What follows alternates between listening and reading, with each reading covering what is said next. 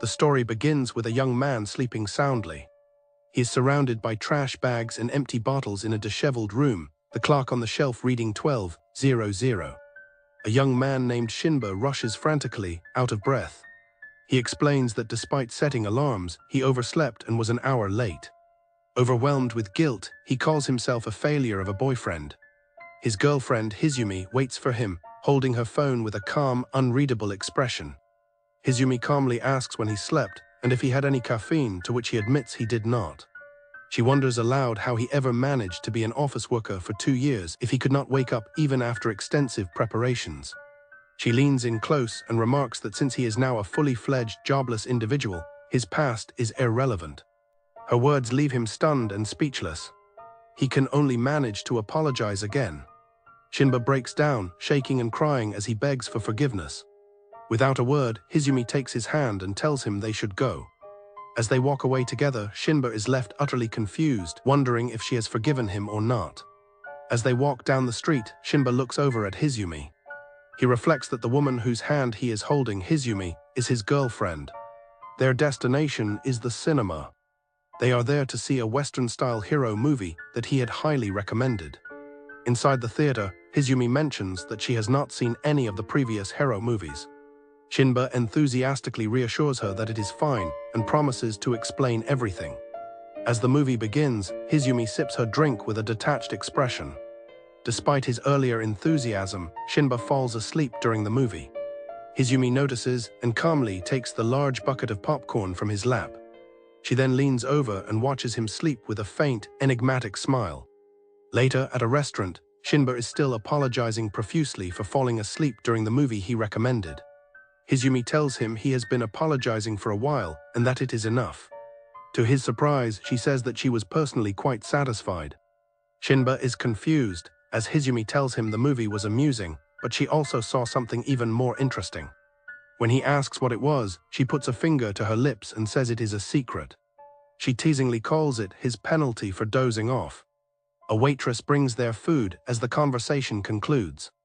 As their food is served, Shinba is excited by how delicious it looks. Determined to make up for his nap, he resolves to eat quickly so he can explain the movie to Hizumi. He launches into an enthusiastic explanation of a scene. He asks for her opinion as a first-time viewer. She ignores his question and instead calls his name, offering him a piece of her food. Hizumi calmly critiques Shinba's table manners, questioning his behavior of starting a one-sided conversation while she is still eating, and asks if he is trying to send her a message with such cruel words. Shinba is horrified, stammering an apology and saying he did not mean to be rude. Hizumi laughs and points out that he has been apologizing all day like a toy. He spirals into self-loathing, wondering what he was doing and lamenting his failures on their precious date. He tearfully calls himself a useless person. He apologizes for his harsh words. Hizumi smiles gently, telling him she knows he does not do it on purpose and that he just got too heated talking about his favorite thing. Her calm forgiveness leaves him emotional. He is left confused, unable to tell if she genuinely forgave him or was simply exasperated, as he can never read her expressions. At the cashier, Shinba realizes he forgot to get money. Just as she always does, Hizumi calmly steps in and pays by card. As they leave, he promises to pay her back. Her calm demeanor remains unchanged, as always. She turns to him, her gaze seemingly seeing through him. She calls his name, making him jump. As they walk through the city at night, Hizumi turns to Shinba with a smile and tells him that the dinner they just had was the most delicious one she has had in a while. Once again, Shinba is left flustered and confused by her unreadable smile, wondering if she truly enjoyed the food. At the bus stop, Shinba apologizes for all his mistakes throughout the day. He lists being late and dozing off during the movie as some of the nuisances he caused. He concludes that she must be disillusioned with such a useless person and would want to abandon him. Hizumi internally reflects on his behavior, wondering who could possibly be happy with someone who constantly repeats their mistakes and shivers for forgiveness like a newborn puppy. Believing she wants to break up, Shinba panics. He thinks that of course she would want to break up with someone like him.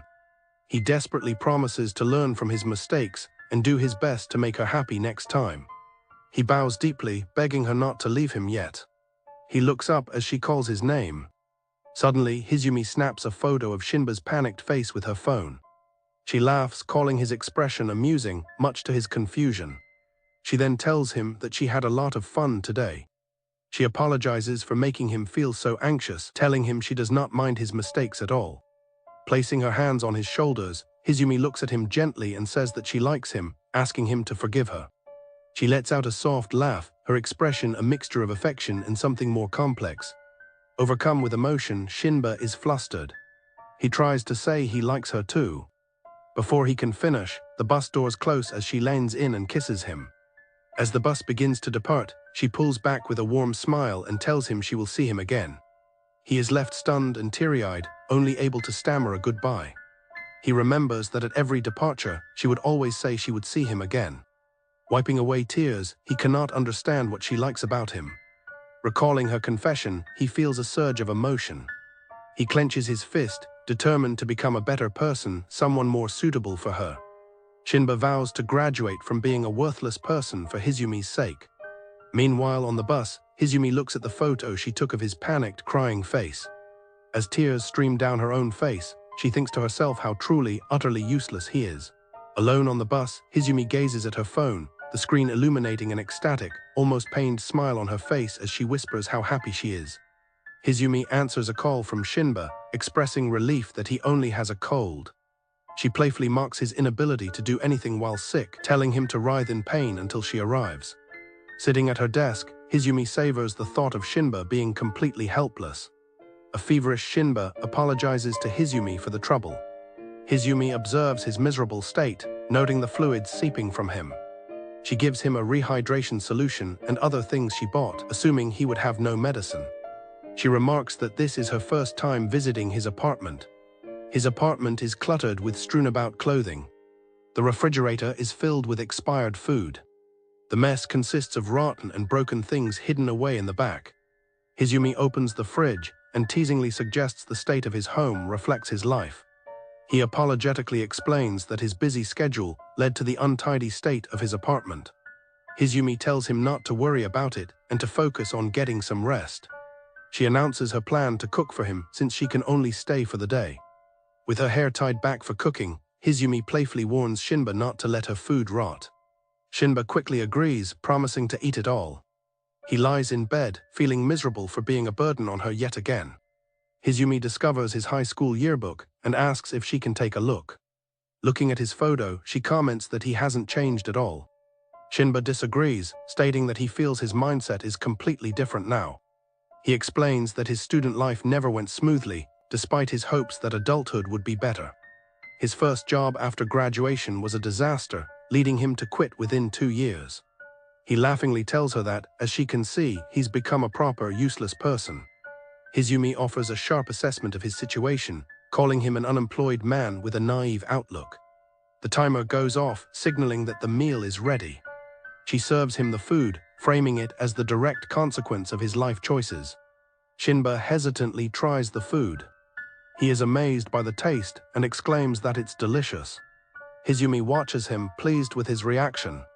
Looking from the yearbook to her, Shinba asks about her high school experience. Hizumi looks thoughtful as she prepares to answer. Hizumi turns the question back on him, asking what he thinks her high school days were like. She encourages him to imagine what kind of girl she was back then. Shinba is left contemplating the mystery of Hizumi's past. He begins to imagine a scene from her past, directed by him. In his fantasy, a younger Hizumi stands as a model student. She leans over a desk and calls a fellow student useless. The fantasy Hizumi suggests she will come to his room and educate him every night. She leans in close, proposing they study everything together from 1 to 10. The intensity of his imagination causes Shinba to blush furiously. He quickly claims his fever is worse and says he needs to lie down. Hizumi laughs, finding his strange behavior amusing. He eventually falls asleep, still overwhelmed by his fantasy. In his dream, he recalls being bullied by other children who called him filthy. He also remembers his boss yelling at him for his inefficiency at work. All the voices culminate in a single accusation: this is why he is so useless. He wakes up suddenly, gasping for air after the nightmare. He is shocked to see Hizumi awake and watching him. Startled, he asks what she is doing in his room. Hizumi explains that she found his feverish, nightmarish state amusing and wanted to sear the image into her mind, even wishing to be there if he were to die. Shinba is visibly shaken by her dark comments. She brushes off his fear, claiming she was only joking. He tries to offer her a cleaner place to sleep, apologizing for his filthy bedding. She reassures him that it's fine for one night. He worries that his messy room is inappropriate for someone like Hizumi. Hizumi reveals she prefers a slightly dirtier place over an immaculate one. Still, she admits his room could be a bit cleaner. He reflects on his desire to become a better person for her. He wonders if he can stay by her side even if he remains useless. The next morning, Hizumi checks his temperature and is glad to see his fever has gone down. Hizumi gets ready to leave for work, telling him to rest for the day. He thanks her for taking care of him. He tells her to be careful on her way out. Shinba is startled when she asks if he is feeling lonely. She leans in and suggests that if his fever returns, she might have to come stay again. She leaves the decision of how he will spend the day up to him. She challenges him, questioning if even he could be so useless as to get sick again deliberately. With a final look, she tells him she trusts he will make the correct choice. The door closes, leaving him flustered and alone. He is thrown into a state of confusion, weighing his conflicting desires. Hizumi sits on the train, looking at her phone. She reads a text from Shinba, confirming he has recovered and asking if he made the right choice. While her reply is encouraging, her private thought reveals a hint of disappointment. Hizumi is surprised by Shinba's suggestion to go to a game center. Amused by his clear love for games, Hizumi agrees to go with him. After the call, she smiles to herself, thinking he's a real motormouth when it comes to things he's passionate about. Shinba enthusiastically greets Hizumi. She had arrived early, feeling it was her responsibility since she was the one who invited him out. He sheepishly admits he barely made it on time despite using 3 separate alarm clocks, a fact that Hizumi notes with a deadpan expression. With a flourish, Shinba presents the Vega Game Center. He passionately explains that arcades have evolved to provide unique experiences that can't be replicated at home. Hizumi listens with a non-committal hum. Shinba reflects that recently he's only shown Hizumi his pathetic side. Determined to change her impression of him, he decides to show her his cool side. He wants to finally earn her recognition and graduate from being a useless person. He resolves to do this by demonstrating his forte, his skill at games. With intense focus, Shinba plays a rhythm game, his hands a blur of motion.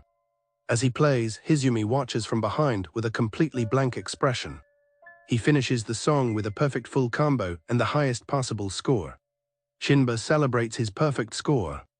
He excitedly explains to Hizumi that he just cleared the game's hardest song without a single miss. She smiles and claps, telling him it was great and that he's very good at games. When she calls him cool, he's overjoyed. Hizumi's expression darkens as she asks if he really invited her on a date just to make her stand and watch him show off his skills for the sake of getting praised. Caught completely off guard, Shinba is flustered. He stammers that it wasn't his intention at all. Smiling brightly, Hizumi suggests they find games they can play together. Shinba sees this as a new opportunity to impress her. In a zombie shooter, he quickly finds himself in trouble, while Hizumi calmly tells him she'll come revive him later. In a fighting game, Hizumi's character easily knocks out Shinba's. He's frustrated he can't win, and Hizumi calmly explains that he's just mashing buttons without purpose. He begs for one more round. She agrees with an amused chuckle. At a punching game, Shinba makes excuses for his low score. Hizumi then steps up and effortlessly doubles his score.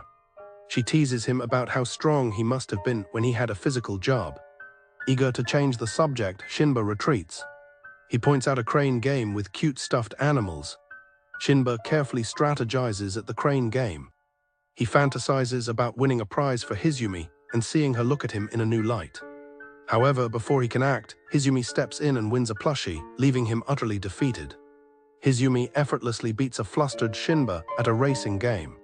She continues to outmatch him at a dancing game. Completely outmatched, he anxiously tries to figure out where they should go next. All the while, Hizumi watches him with a fond and amused smile. Later, at a food court, Shinba slumps onto the table in despair, lamenting that he didn't get a single chance to show off. He feels like he's just spinning his wheels, especially since Hizumi is so good at everything. Just then, Hizumi calls his name, telling him he's so kind. Hizumi reveals that she knew he was holding back to match her skill level so she could have fun. She thanks him for his consideration, showing him the plushie and crediting his gentlemanly nature for her win. A stunned Shinba realizes she saw right through his act. Upon closer inspection, Hizumi notes that the plushie has a loose eye. Shinba suggests they exchange it, but she declines. Cradling the flawed toy, she says with a smile that she likes this particular one. Shinba is confused why she'd prefer the defective plushie when there are perfect ones available. Hizumi says she can fix it, which surprises Shinba. She explains that sewing and fixing things is her hobby. Shinba replies that his confidence in his gaming is shaken. Hizumi explains that love comes in many forms, from romance to passion for a hobby. She believes the true value is in the feeling one gets from the time and effort invested. She suggests that whether you win or lose, as long as you can find value in the time spent, it's all fine in the end. Moved by her perspective, Shinba quietly agrees. As they get ready to leave, Hizumi excuses herself to the restroom. While waiting alone, Shinba sighs, feeling he failed to show his good side yet again. Shinba spots a machine dispensing cheap romance accessories, including a heart-shaped ring. When Hizumi returns, he nervously approaches her. He presents her with the small toy ring. Hizumi stares at the toy ring with a look of utter shock. Shinba quickly explains that he thought she might like it. He tells her she doesn't have to accept it. She cuts him off by calling his name, causing him to brace for her reaction. With a condescending smile, Hizumi holds up the ring and asks if he really bought her such a cheap-looking thing, questioning if he actually believed that she would be happy with a toy. Mortified, Shinba calls himself an idiot and apologizes. Hizumi laughs, asking why he is apologizing when she never said she hated it, and says she's happy for it. However, with a sly smile, she adds that she'll probably never wear it before slipping it into her bag. They part ways for the day. As her bus leaves, Shinba feels the day was another failure. He wonders if he can ever become a proper boyfriend for her. He worries that if he continues to be so useless, she will eventually leave him. He quickly shakes his head to dismiss the fear. Shinba gives himself a pep talk, resolving to graduate from being a useless person. He envisions a future where he can present Hizumi with a real, proper ring. To make that happen, he decides his first step must be to find a part-time job. She takes out the toy ring Shinba gave her, admitting to herself that she could never wear it outside. She smiles fondly and slips it onto her finger. Since she's working remotely, she decides to wear it. She continues typing, thinking to herself that it really suits her. While taking a shower, a young woman happily hums a tune. Smiling to herself, she wonders what kind of songs he will sing tomorrow. A message from Shinba pops up on her phone, expressing his own excitement for their karaoke plans. Shinba cheerfully greets Hizumi in the rain, but his voice is noticeably hoarse, a fact she immediately points out. With a knowing smile, Hizumi correctly guesses that he practiced for their karaoke date yesterday. Flustered, Shinba stammers in response. Shinba frantically denies practicing, internally panicking that his voice won't come out well. He thinks that singing well is his chance to achieve a gap-cool image in her eyes. As he continues to ramble, Hizumi watches him with a thoughtful, shadowed expression. They arrive at a building called Karaoke Castle. At the front desk, Shinba is determined to show Hizumi his good side this time. He feels confident that his practice session, where he consistently scored 80 points, will pay off. The karaoke screen displays his song choice, Moonless Night Requiem Episode 1. Shinba belts out the song with intense passion, though the lyrics are very middle schoolish. Hizumi watches with a deadpan expression, shaking a pair of maracas. The screen flashes his final score, 85.598. Excitedly, Shinba asks for Hizumi's opinion on the song, explaining its complex mix of genres. He proudly announces his score of 85 points. He continues to babble about the song's difficult composition and how it's the start of a larger story. He waits eagerly for her praise. Hizumi remains silent and unimpressed. She offers only a simple "good for you." Seeing his anticipation, she then asks if he wants to hear more compliments, leaving him confused. Hizumi calmly points out that he made her listen to a 10-minute song she didn't know, all in an attempt to look good. A flustered Shinba apologizes and asks if the song itself was at least cool. She bluntly tells him that she didn't really like the song. Shinba is left speechless, apologizing once more. Shinba panics, realizing his attempt to look cool was just embarrassing. Hizumi reassures him that he doesn't need to apologize. She points out that the song was only the first chapter of a story and suggests he sing all the way to the end. She adds that she's very excited to hear the ending. Her sharp, smiling gaze tells him he has no choice but to continue. Hizumi leans back with a satisfied expression, watching as Shinba is forced to sing through the entire song series. After finally finishing, Shinba collapses onto the table as Hizumi applauds and tells him he did a good job. He's mortified and can't stop sweating from the embarrassment. He realizes how idiotic it was to sing such a minor song that no one knew. Hizumi teasingly points out his hoarse voice and how much he's sweating. Worried about his smell, he excuses himself to the restroom to wash up. In the restroom, he realizes he left his towel back in the room and wonders how long he can hide. He feels dizzy from singing so much. He feels ashamed of his fruitless tone-deaf exertion and the fact that he now stinks of sweat. Feeling like a useless person, he can't bring himself to go back. As he walks down the hallway, he realizes he's completely forgotten their room number. His panic intensifies when he remembers he left his phone behind and can't contact Hizumi. The hallway seems to stretch on endlessly, and a voice tells him there's nowhere to return to. A shadowy figure in a doorway labeled workplace tells him he's made the wrong choice. Another figure in a school doorway says he doesn't belong there either. The shadows converge, telling the useless human not to come here. Surrounded by distorted, mocking doorways representing his past, Shinba feels completely lost. He questions if he is truly useless in the end. He wonders if there is anywhere at all for him to return to. He concludes that a useless person like himself isn't worthy of being by her side. As he stumbles, he desperately wonders where he can return to. A hand suddenly grabs his backpack, stopping his fall. Hizumi has caught him, pulling him into her arms and simply saying, "Here." Shinba looks up, stunned to see her. Back inside the karaoke room, Hizumi says she figured he might have gotten lost.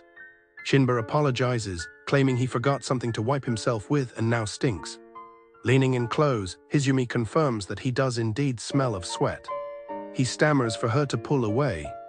Hizumi gently takes a cloth and begins to wipe the sweat from his face and neck. She remarks on how much he's sweating. She says it's like he was doused by the rain. With a soft smile, Hizumi tells Shinba that the sweaty look suits him well. He's left blushing and confused, thanking her uncertainly. Hizumi informs him that she sang while he was gone and that it's his turn to pick a song. He feels dejected that she had to wipe his sweat off, feeling like nothing has gone well. Shinba chooses the song Singin' in the Rain. He sings the classic tune with earnestness. Hizumi watches him with a look of surprise. He finishes with a score of 71.692. Hizumi comments on his performance. Hizumi recalls that she had mentioned being interested in the movie he liked. Shinba bashfully explains that he looked up the famous theme song. He admits he'd never sung in English before and spent the previous day practicing just for this. He clarifies that he especially likes this particular song. Hizumi explains that she was interested in the scene where characters happily sing in a downpour.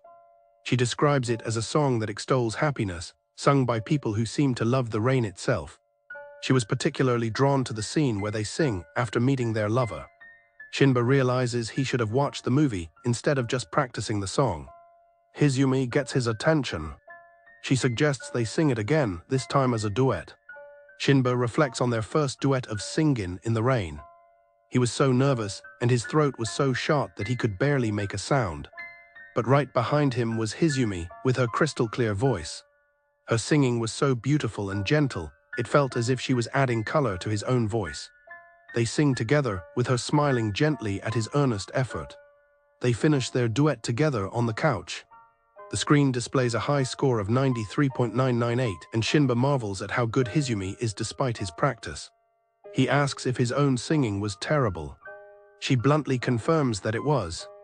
Hizumi critiques his performance, noting his out-of-tune vocals and strained effort from over-practicing. But then she smiles and says that despite its flaws, it was very him. He is left flustered and confused by the comment. As they prepare to leave, they say their goodbyes. Hizumi decides to walk home instead of taking the bus. Hizumi walks home alone in the rain. She puts in her earbuds and begins to listen to music. She's listening to Moonless Night Requiem, the song Shinba sang for her earlier. A small smile plays on her lips as she thinks that maybe the song isn't so bad after all. She taps her fingers to the beat of the music. As Hizumi continues her walk in the rain, the lyrics of the song echo in her thoughts. Meanwhile, Shinba is at home, now watching Singin in the rain and realizing it might be pretty good. He tries on a new outfit, hoping it looks stylish enough. A young man nervously prepares for his date tomorrow. He checks the details on his phone, a noon meeting at the station for lunch with Hizumi. Elsewhere, Hizumi herself is finishing her skincare routine, lost in thought about making a cool impression on him.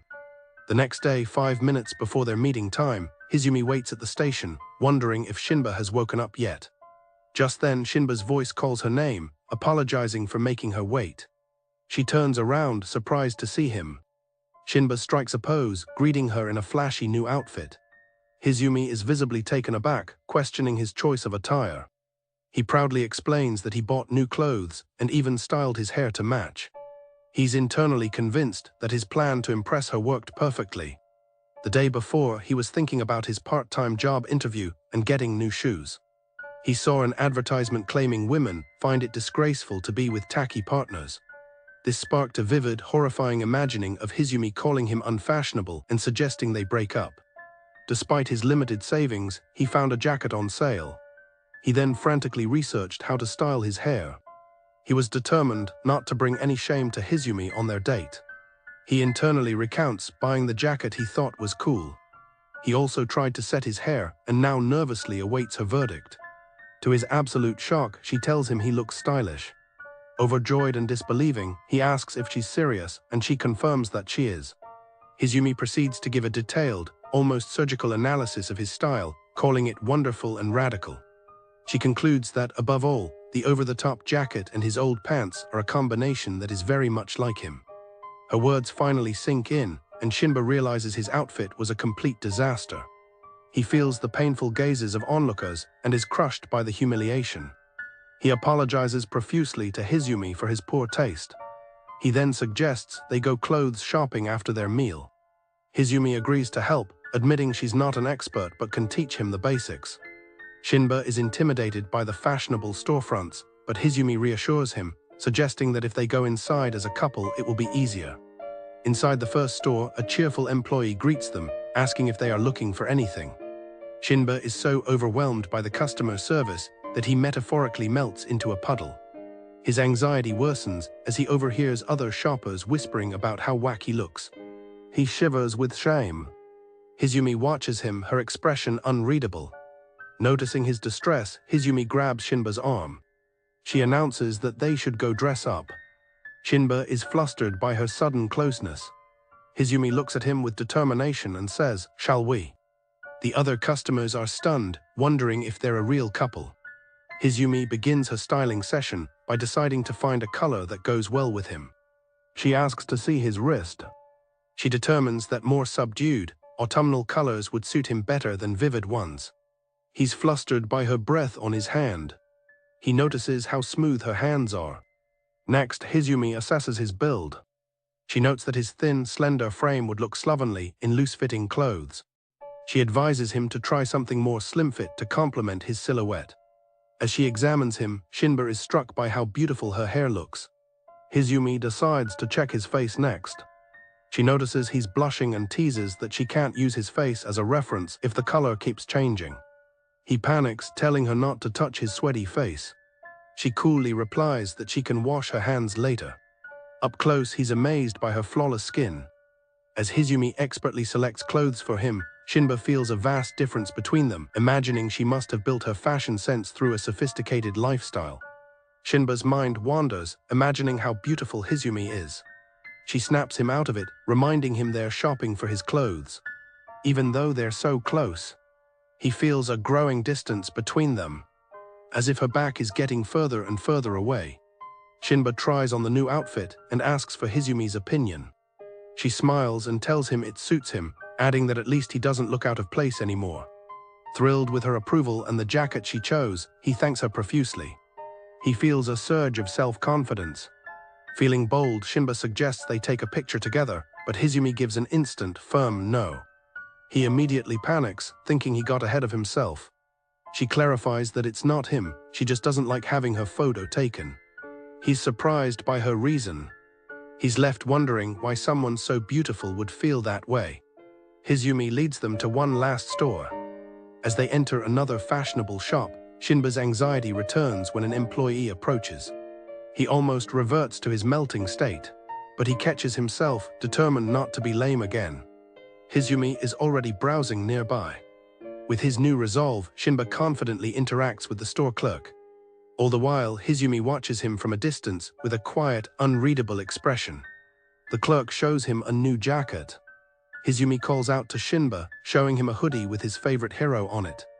He is ecstatic to see the Metalman collaboration hoodie.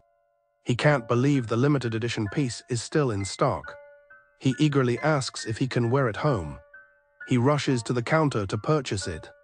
At the counter, Shinba thanks the clerk for her help. He ultimately decides to just buy the hoodie for the day. As he leaves, happy in his new purchase, Hizumi watches him with a genuinely warm and happy smile.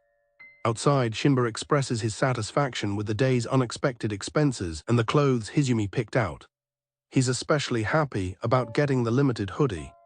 Internally, Hizumi laments that he messed up her coordinated look with the childish hoodie, but she tells him that being stylish is just a matter of self-satisfaction. He feels guilty and apologizes for ignoring the outfit she picked out. She says that as far as she's concerned, those things fit him well. Hizumi gently touches his cheek, telling him that his true, most stylish points are his authentic self, his foolish appearance, his unlearning humiliation, his disgraceful weeping face, and his overeager cheer. Completely flustered, Shinba stammers an apology, wondering if she's mad at him. Hizumi just laughs softly. She says she'll see him again as they part ways. Some days later, Shinba arrives for his part-time job interview. He is greeted at the door by a woman with blonde hair. Recalling a past traumatic work experience makes him afraid of working again.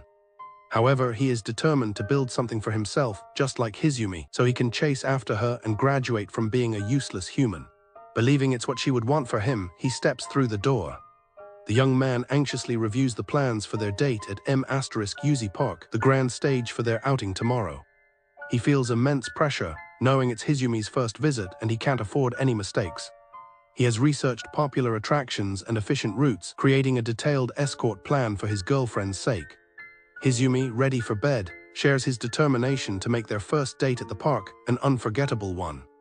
Shinba excitedly announces their arrival at M*Uzi Park, gesturing towards the grand castle in the distance. He declares that he will be her escort for the day, promising she can leave everything to him and just enjoy herself. Hizumi thanks him and agrees to be in his care for the day. Eager to start, Shinba asks for her first impressions while already thinking about their first fast pass as planned.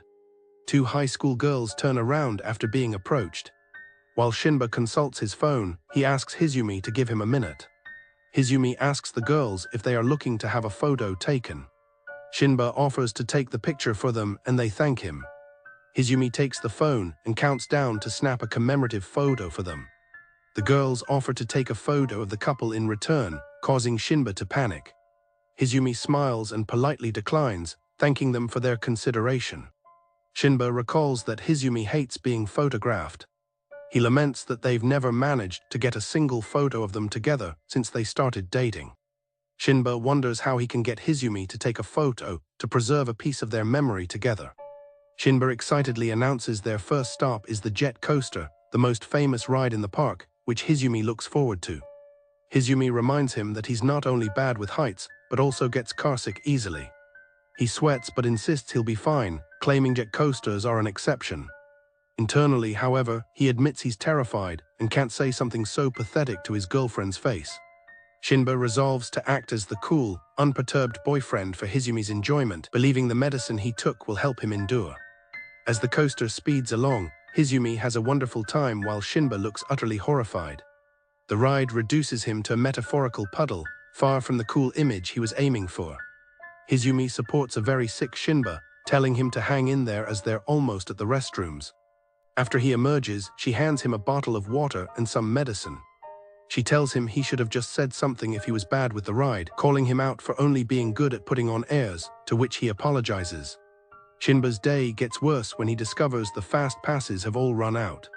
He feels that because he had to hole up in the restroom, his entire plan is now useless. Hizumi points out that because of him, they might not be able to visit all the popular attractions now. Trembling, he apologizes for showing her such a lame side of himself. She gently wipes his face as he looks on in surprise. Kneeling before him, Hizumi reassures him that it's okay and tells him not to worry. Hizumi explains that she has no expectations of him being cool and would rather he show her his uncool side, offering to help him with his useless human self. Her words labeling him uncool and having no expectations hit him hard. All he can do in response is apologize profusely. Hizumi tells him that since he's calmed down, they should get going. Shinba points out that they can't visit the popular attractions anymore, but there are still other places to go. Reaching out her hand, Hizumi reminds him that it's her first time there and she's counting on him to continue being her escort. Taking her hand, he resolves to make a recovery and make up for his miserable performance earlier. At a live show, the performers encourage the crowd to raise and wave their hands. Hizumi asks Shinba if he's going to dance, but he finds it too embarrassing in front of the crowd.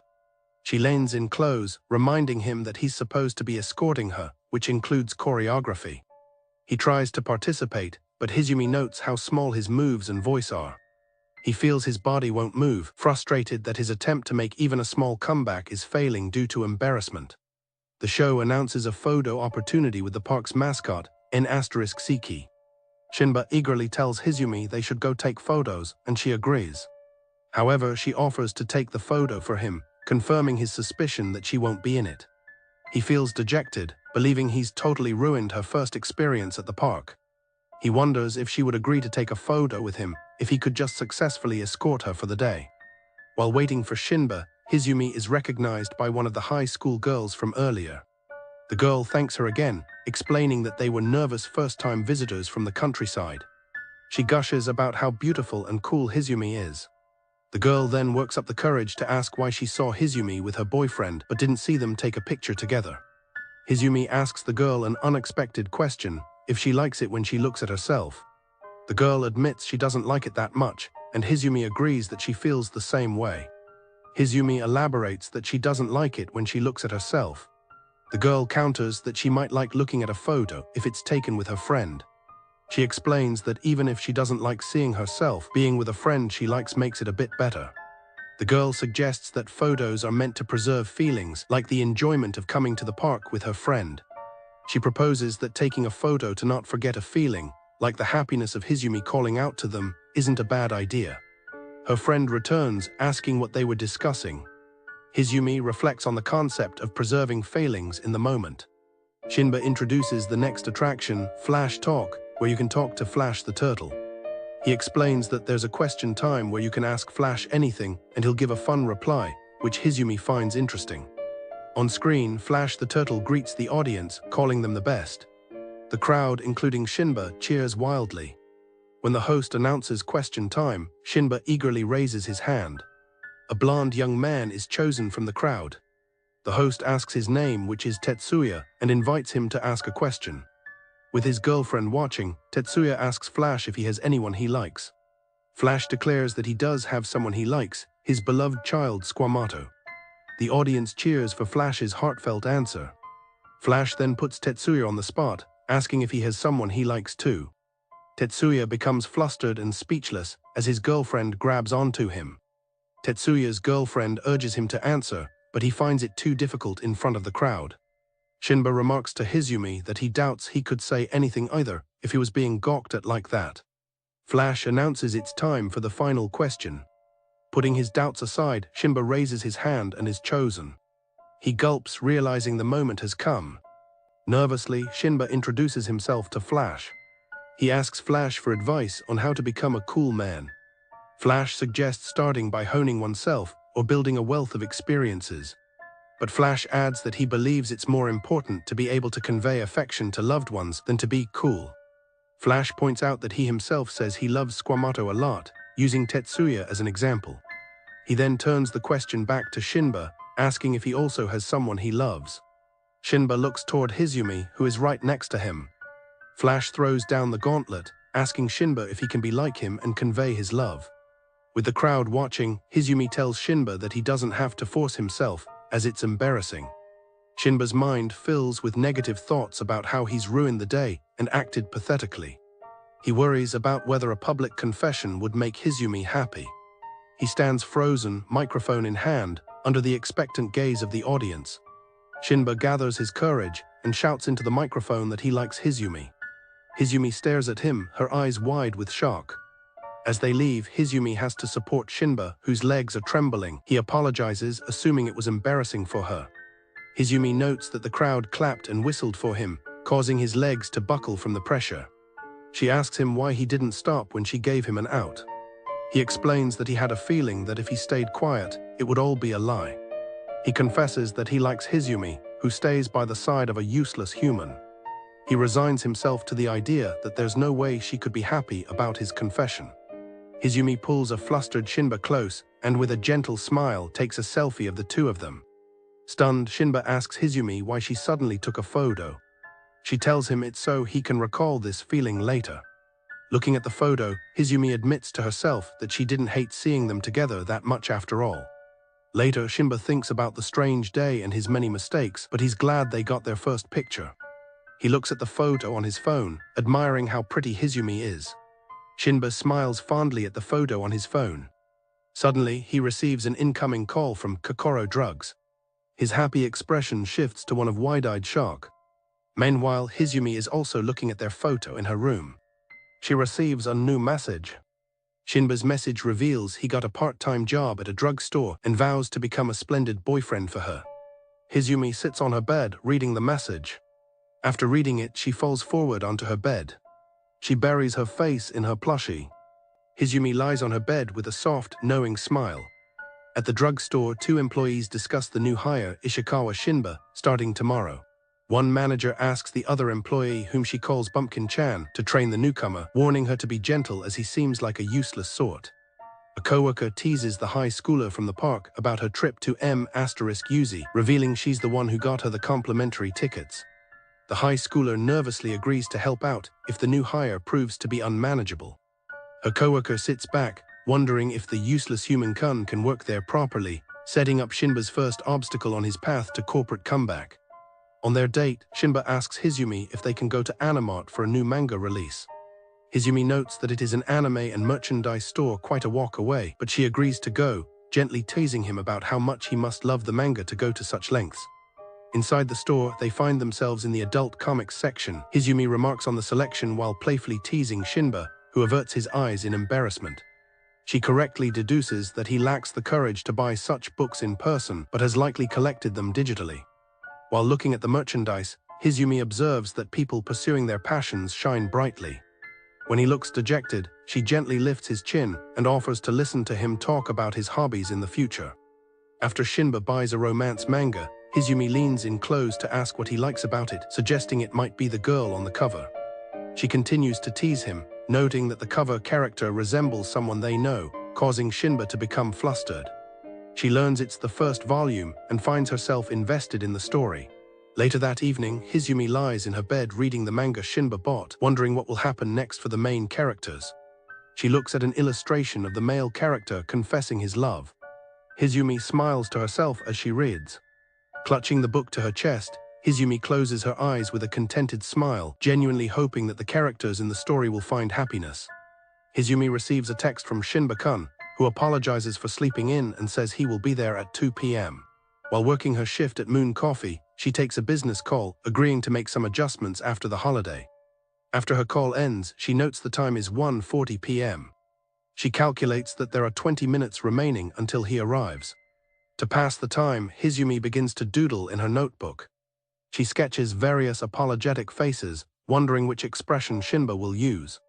A small, amused smile graces her lips as she thinks about it, clearly looking forward to his arrival. Later, as they walk together, Shinba stops abruptly, apologizing to Hizumi as his shoelaces have come undone. Hizumi points out that this is already the 5th time his shoelaces have come loose today. He explains that the thick laces on his new shoes are to blame. He worries that she will think he is incompetent. To his surprise, Hizumi kneels down and offers to take a look. As she ties his shoe, Hizumi playfully muses that everyone in the world has their own strengths and weaknesses. She looks up at Shinba, reassuring him that it is not a problem since he has so many other wonderful qualities. Izumi tells Shinba not to apologize, explaining that she was actually praising him. Shinba is mortified that his girlfriend is tying his shoes for him while others are watching. He trembles with embarrassment, feeling like he could just die. Izumi finishes and lets out a quiet laugh at his flustered reaction. A young employee named Shinba is flustered as he's being scolded by his senior colleague, Nobori. She points out that he has once again mixed up the products on the display shelves, holding up 2 different brands of milk as evidence. She tells him to be more careful as he meekly apologizes. Exasperated, she calls him pathetic for an adult man. It's been a week since Shinba started his part-time job at Kokoro Drugs.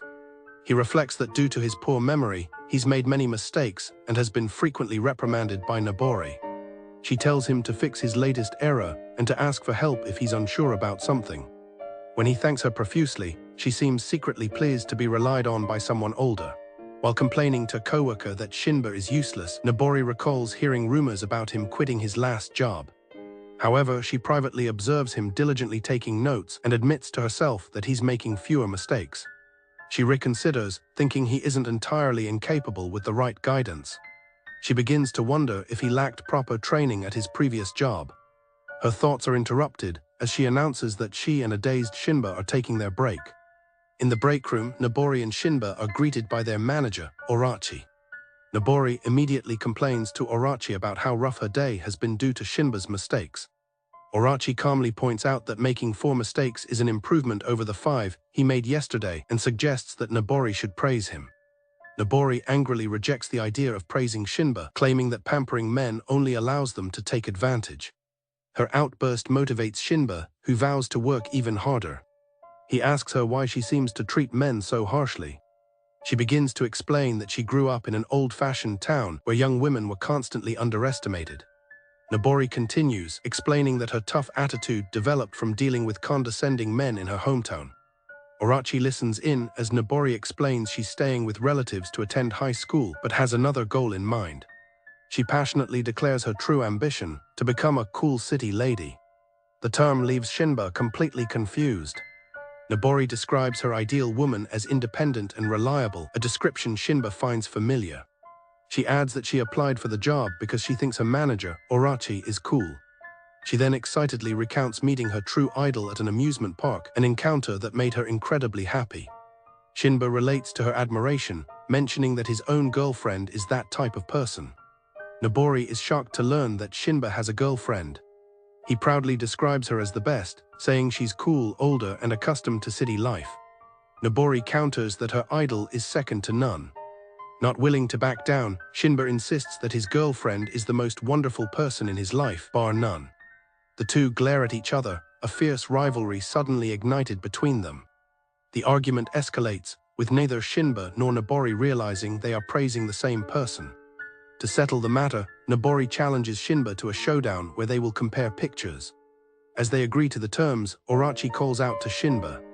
Orachi smoothly intervenes, reminding Shinba of his desire to be a respectable person who wouldn't argue with a girl.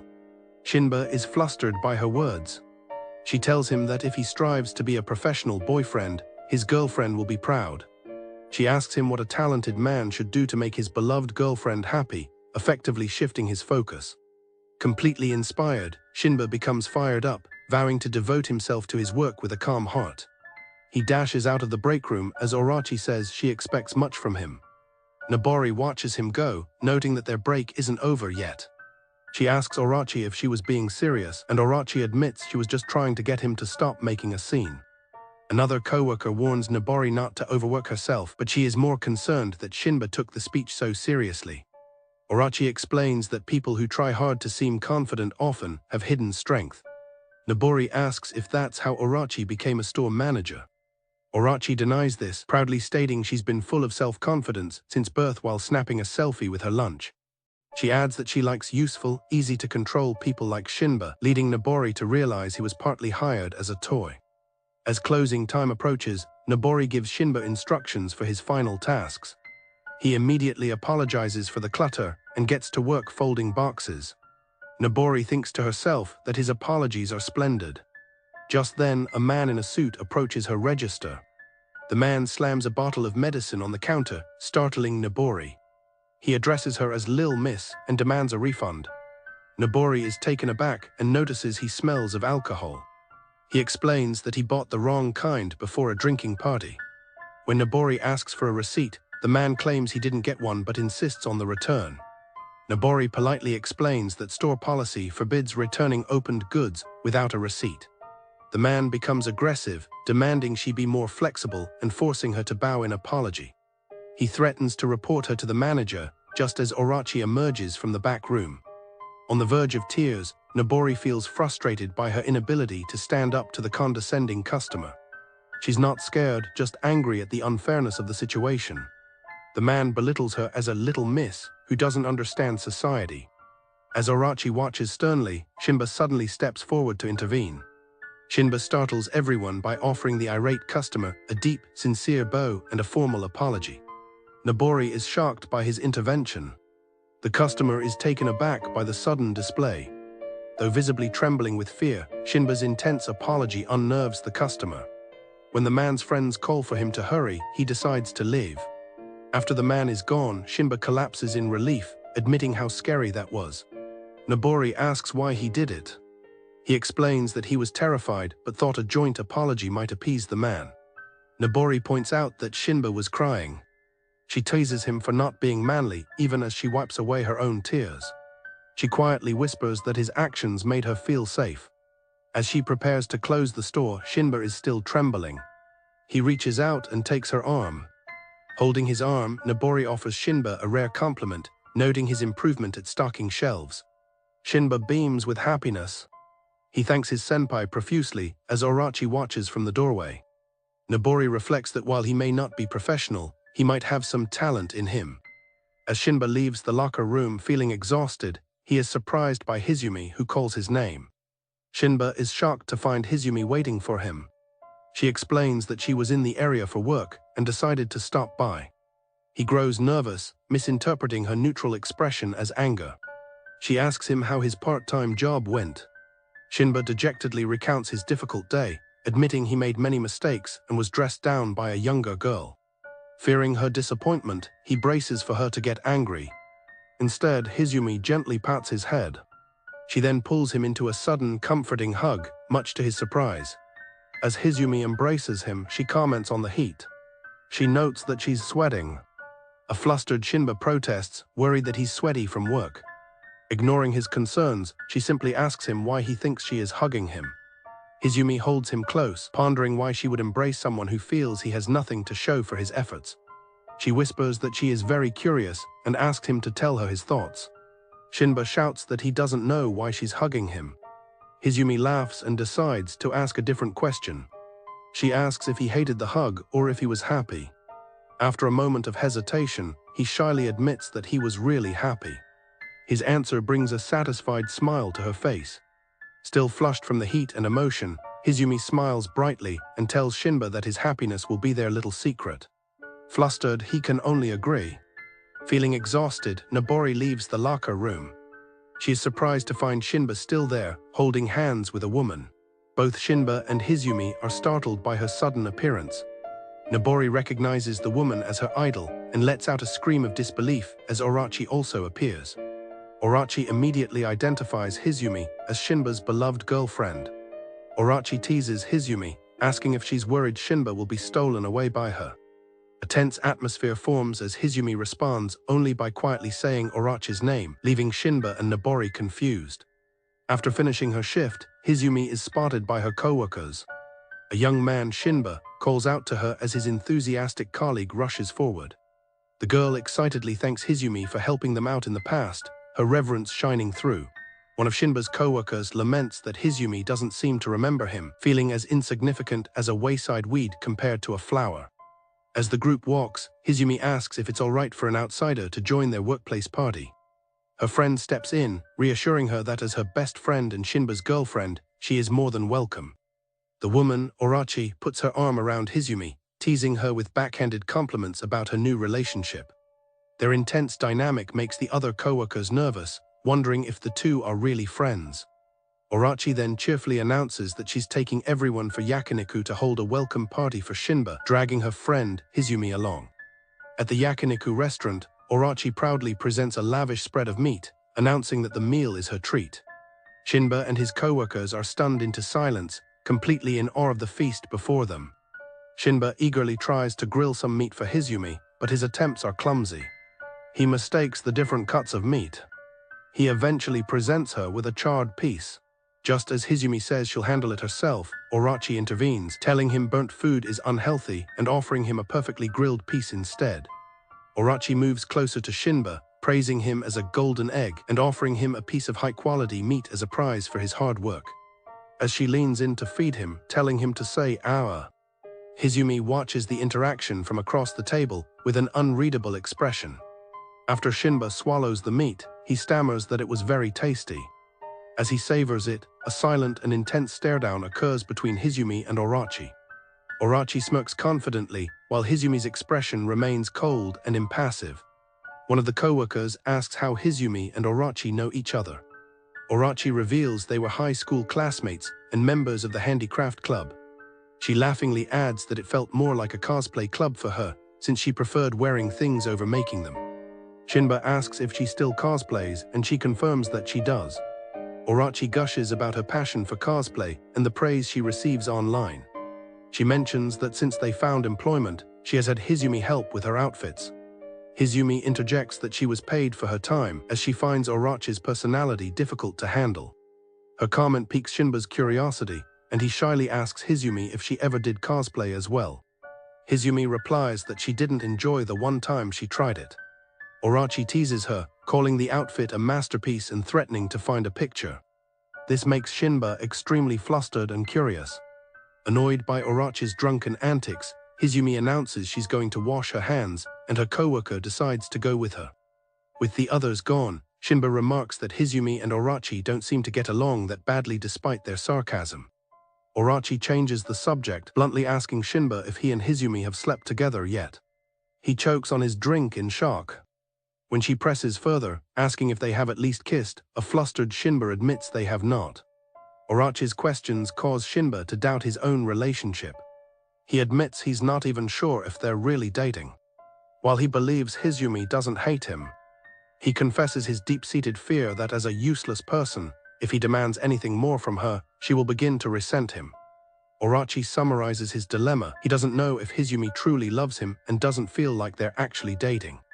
She suggests he should test the waters to find out for sure, noting that they've never been on a trip together. She pulls out an accommodation coupon and tells him to invite Hizumi. Shinba is shocked by the implication of the coupon. Orachi explains that if Hizumi truly loves him, they'll spend the night together, and it could be an event that confirms her feelings. Shinba panics, worried about what will happen if she rejects him. Before he can protest further, Orachi gets up and says what will happen if he's rejected. She slams the door to their private room, trapping him inside.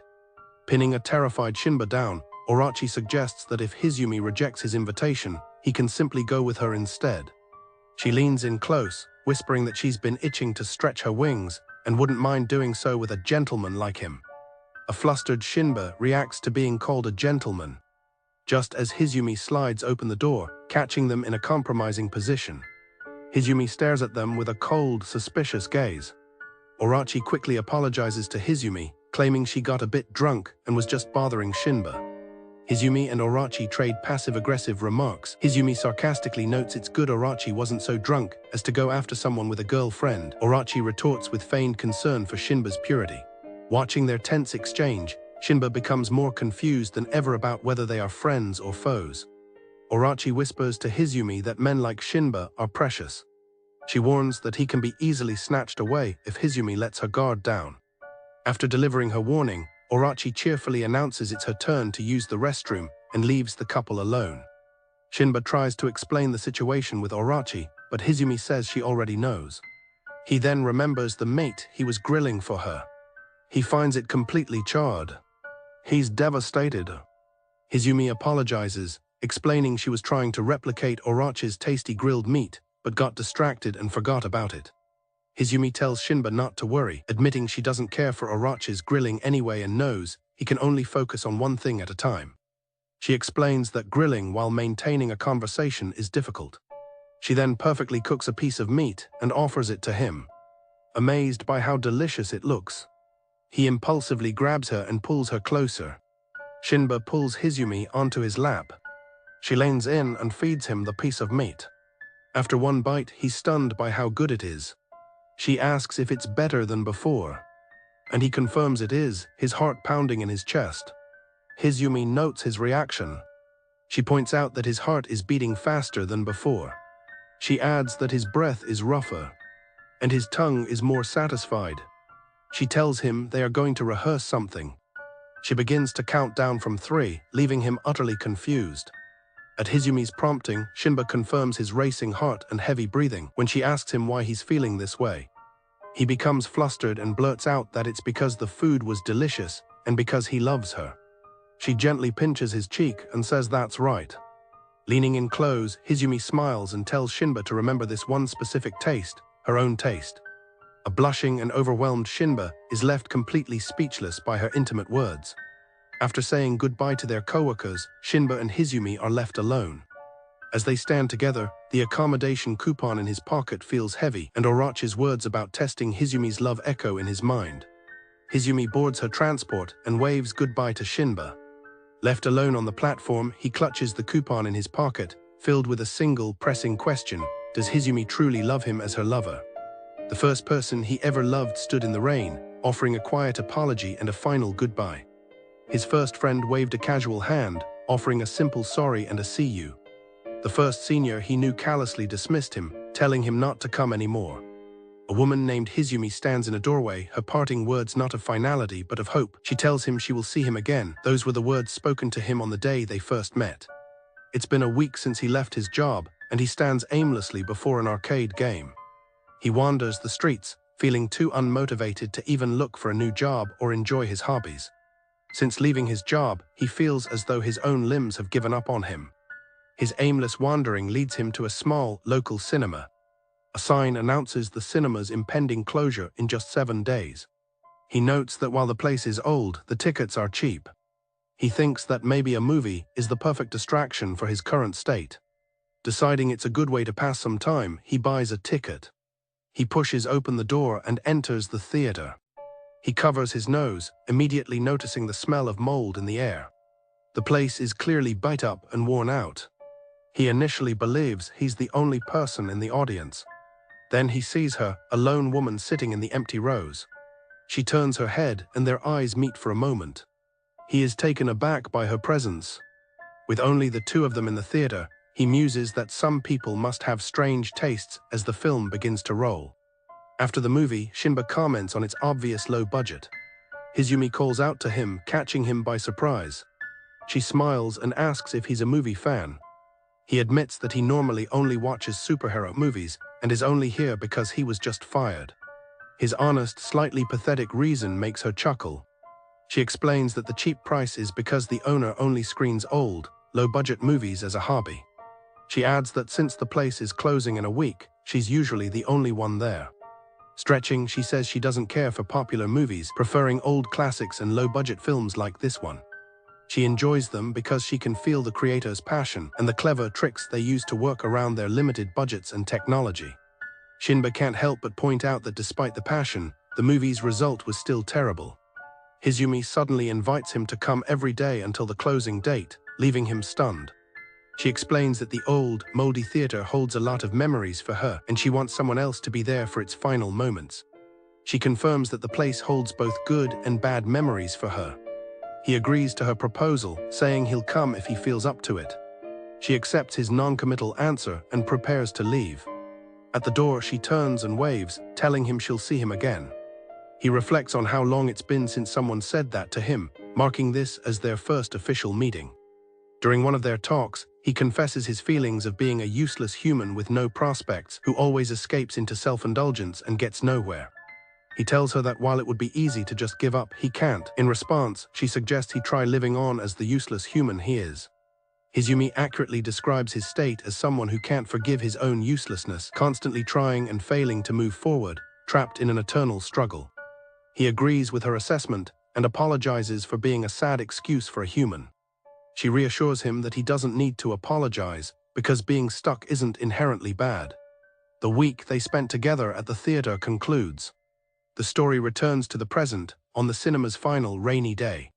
Shinba is running on no sleep after watching all the movies Hizumi recommended.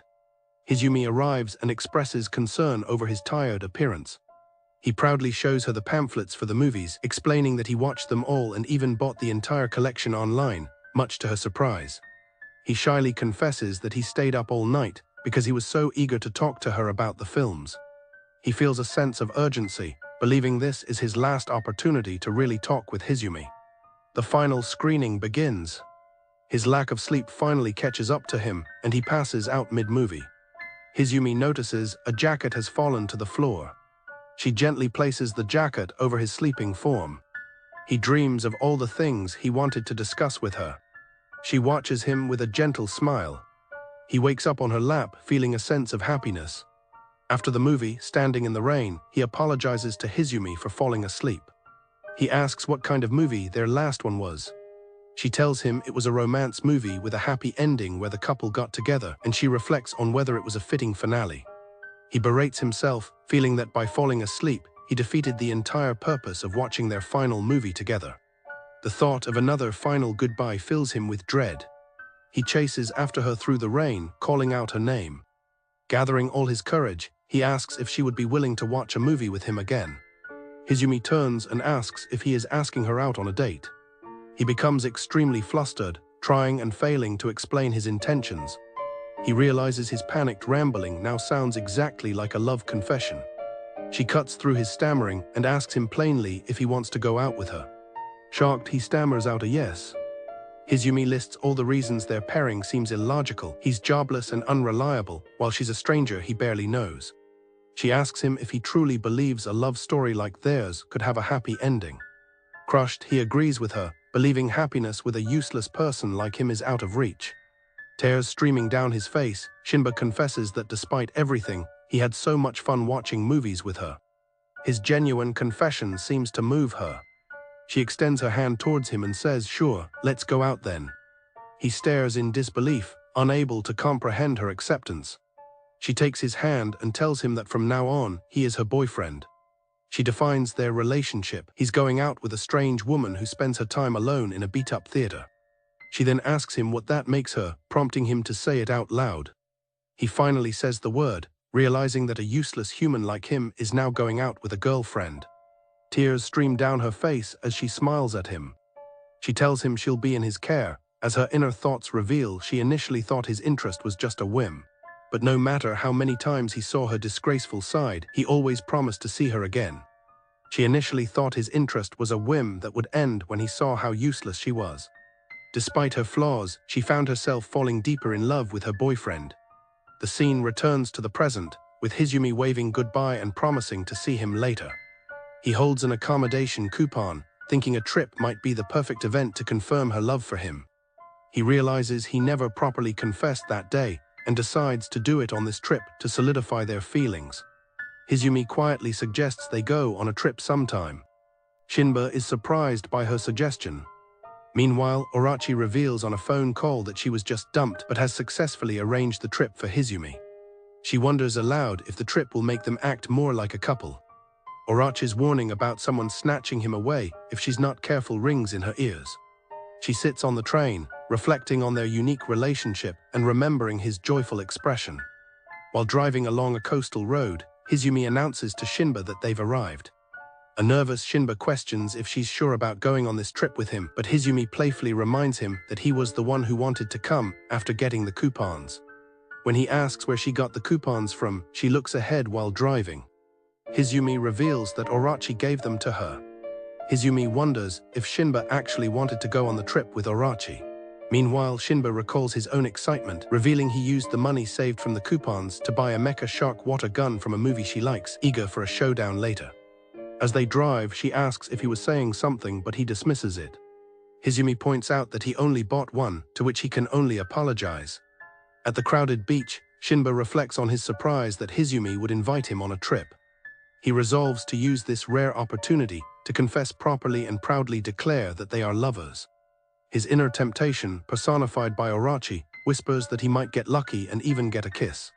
However, his morals stand firm, insisting such thoughts are for after he's graduated from his useless human status. His train of thought is interrupted when Hizumi appears. Hizumi arrives in her swimsuit, apologizing to Shinba for making him wait. His inner knight representing his morals immediately crumbles as his temptation remarks on how fragile the morals of boys are. Shinba offers to go buy juice, but Hizumi tells him to stay and watch the luggage. She reminds him of a time he got lost in a service area parking lot. She confidently tells him to sit quietly and wait because she can definitely find him no matter where he is. Shinba worries that someone might try to pick up a beauty like Hizumi while she's alone. Suddenly, he is approached by someone asking for help. 3 young women in bikinis approach a flustered Shinba, asking for his help. Elsewhere, Hizumi gets drinks after waiting in a long line. As she walks back, a group of men try to hit on her, asking her to come play with them. She bluntly turns them down, stating that she has someone waiting for her. The men persist, boasting about their accomplishments. One is a model with many followers, and another manages several companies, calling themselves talented men. Hizumi calmly dismisses them, explaining that the person she is with is unremarkable and unpopular, but he is the one she wants to be with. Hizumi walks away, leaving the men stunned. She notices another man on the beach being picked up by a woman. With a serious expression, she looks on. She thinks to herself that Shinba wouldn't do something like that. She returns to their spot, apologizing for the wait. However, she is met with a surprising scene that leaves her shocked. Hizumi finds Shinba with the 3 girls, who are thanking him profusely for finding an expensive ring that all 3 of them couldn't locate. When they see Hizumi return, they are shocked to learn she is his girlfriend. The girls start gossiping about how beautiful Hizumi is, while she glares at Shinba and asks who these people are. The girls introduce themselves as Ami, Kumi, and Nami. They explain that Nami had dropped her favorite ring, and Shinba helped them find it. As they talk, Shinba notices that Hizumi is squeezing his arm and seems to be acting differently. Hizumi forcefully tries to lead Shinba away, telling him it is time for them to go. The girls stop them, suggesting that since they're all there, they should play together. They express their curiosity about Hizumi and her relationship with Shinba. Hizumi hesitates, considering Shinba's failings. Shinba, eager to use the water gun he bought, enthusiastically asks Hizumi to join in. Seeing his excitement, she quietly agrees to go with that. The girls are thrilled and invite Hizumi to join their fun. As they all play in the water, Hizumi uses the water gun Shinba brought. He watches her, wondering if he managed to show her a bit of his good side. Shinba has a great time playing with Hizumi and the girls, building sandcastles and taking pictures. He hopes that if he can keep showing her his good side, he can build up his confidence. While floating on a large inflatable duck, he loses his balance. With renewed determination, he resolves to finally confess to her properly, just as he slips. Shinba tumbles off the inflatable duck and splashes into the water. The girls watch in shock, calling out his name in alarm. Hizumi's expression turns to one of serious concern as she also calls out his name. The girls ask if Shinba is okay as he struggles in the water. He splashes desperately, calling out Hizumi's name. Seeing him in distress, Hizumi's face hardens with determination. Without a moment's hesitation, she leaps into the water to save him. Hizumi swiftly pulls Shinba out of the water as the other girls watch. She holds him close, her expression grim. He clings to her, coughing and sputtering her name. Her face is soaked as she looks down at him. Back on the beach, he apologizes for making a scene, assuring the concerned girls that he's fine. Hizumi tells the other girls that they'll be fine and to go enjoy themselves as Shinba won't be moving for a while. Shinba laments his failure to show his good side, wondering if he'll ever be able to feel proud. Hizumi asks how he's feeling. He claims he's just tired and will be fine after resting.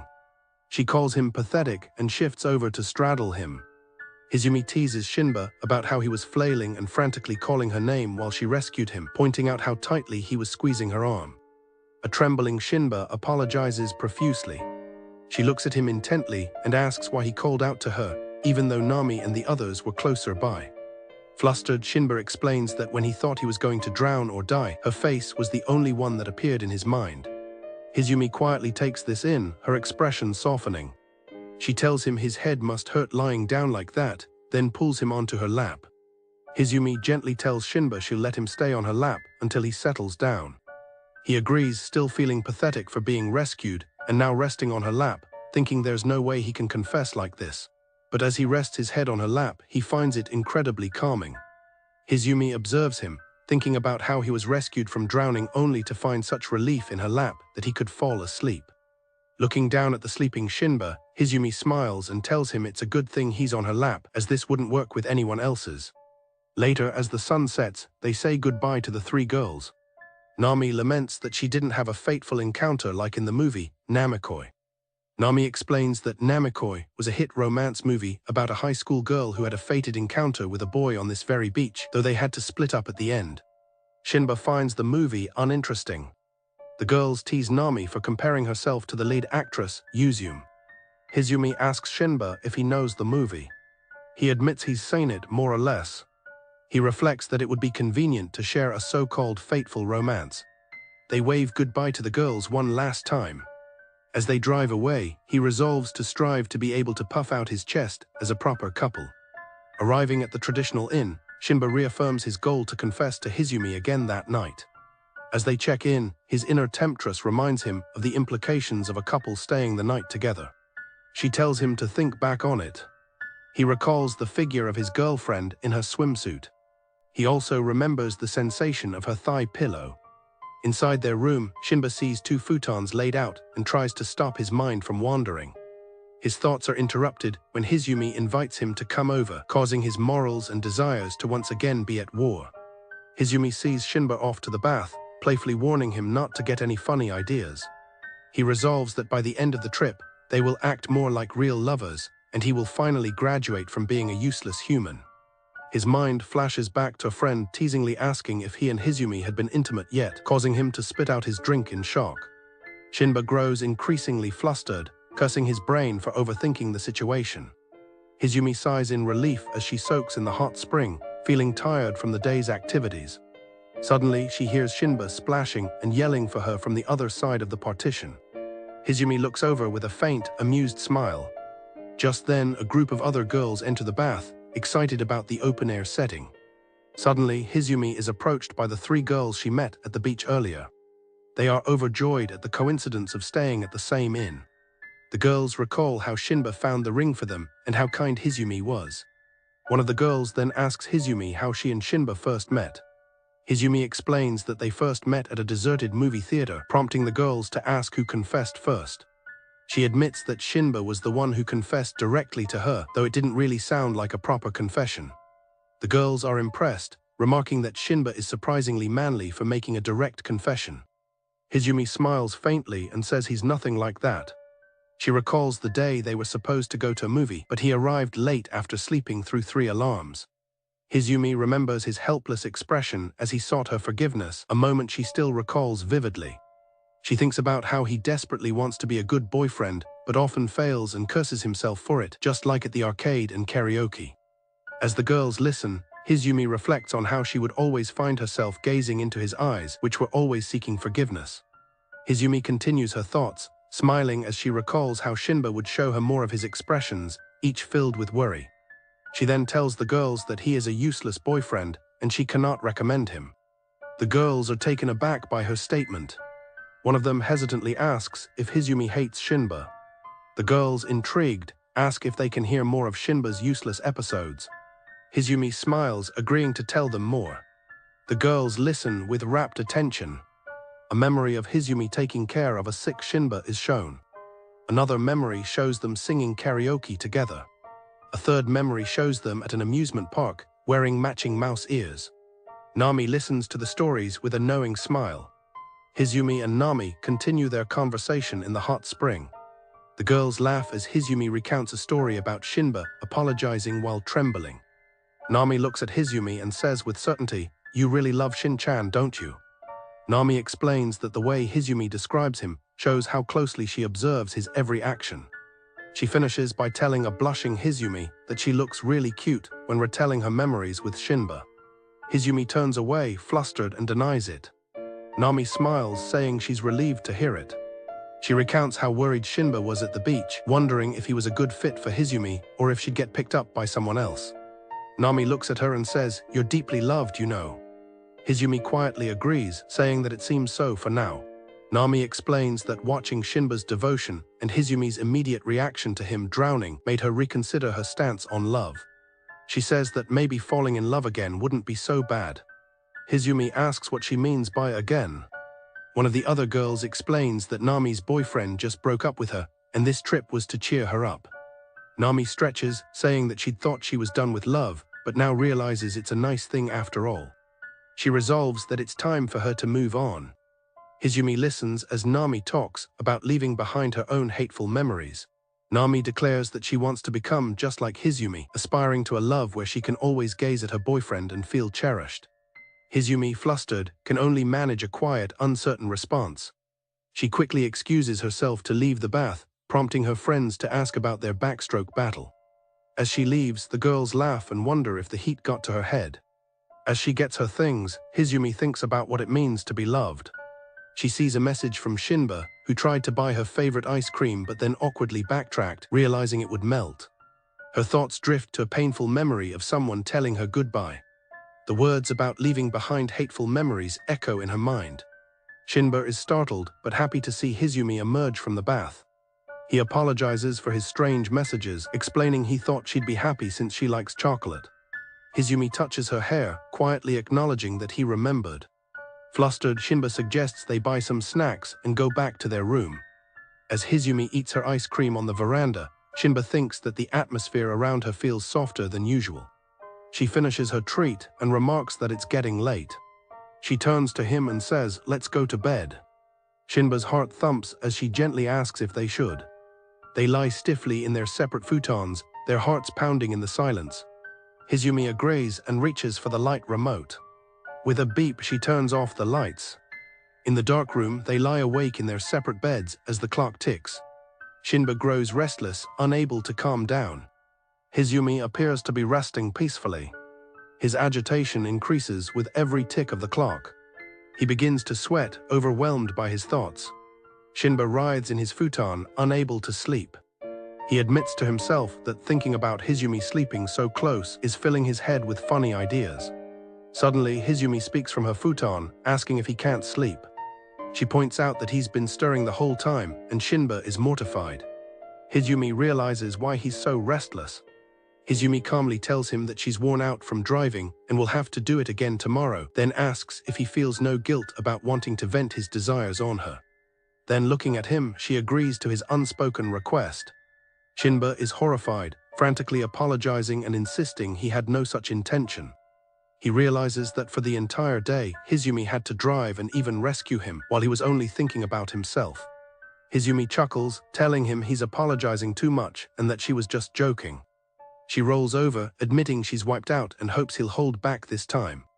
She tugs on his sleeve and tells him that while he might be a useless human, she doesn't think he's a bad person at all. Shinba is touched and thanks her. Hizumi says that even though they are dating, it's weird they don't do the things lovers do. She clarifies that she means lewd things. Shinba panics, denying that's what he meant. Hizumi tells him there's just one thing she wants to say. She explains that it is not that she doesn't want to get closer or do those things with him. Hizumi explains that before she can get closer to anyone, there are too many memories she must first forget. He grabs her hand, determined. Startled by his sudden movement, Hizumi looks at him. Shinba tells her it's okay, and that he understands everyone has hateful memories they must leave behind to move on. He tells her he went through the same thing, needing to forget the bitterness of a past workplace before he could start a new job. He says that she was the one who helped him achieve that. He gently touches her face, promising he will still love her even if they don't do the things lovers do. He tells her that this time around, he wants to be the one to help her forget those hateful memories. Shinba looks at her earnestly and promises that he will always be by her side. The clock strikes midnight. Moved by his words, Hizumi leans in and kisses him. They embrace and kiss in their futons.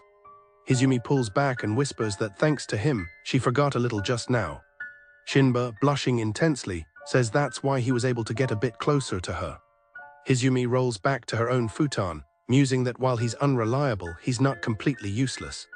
She turns to him and says that she will be in his care from now on, as his lover. Shinba is overjoyed at her words. He realizes that Hizumi also thinks of him as her lover. He quickly apologizes and says he'll go to sleep, but Hizumi tells him to calm down as they have to check out early. As he tries to sleep, he feels the heat in his cheeks and notes how calm Hizumi seems. He can't help but wonder if she's experienced with this sort of thing. Hizumi lies on her side, a gentle, blushing expression on her face.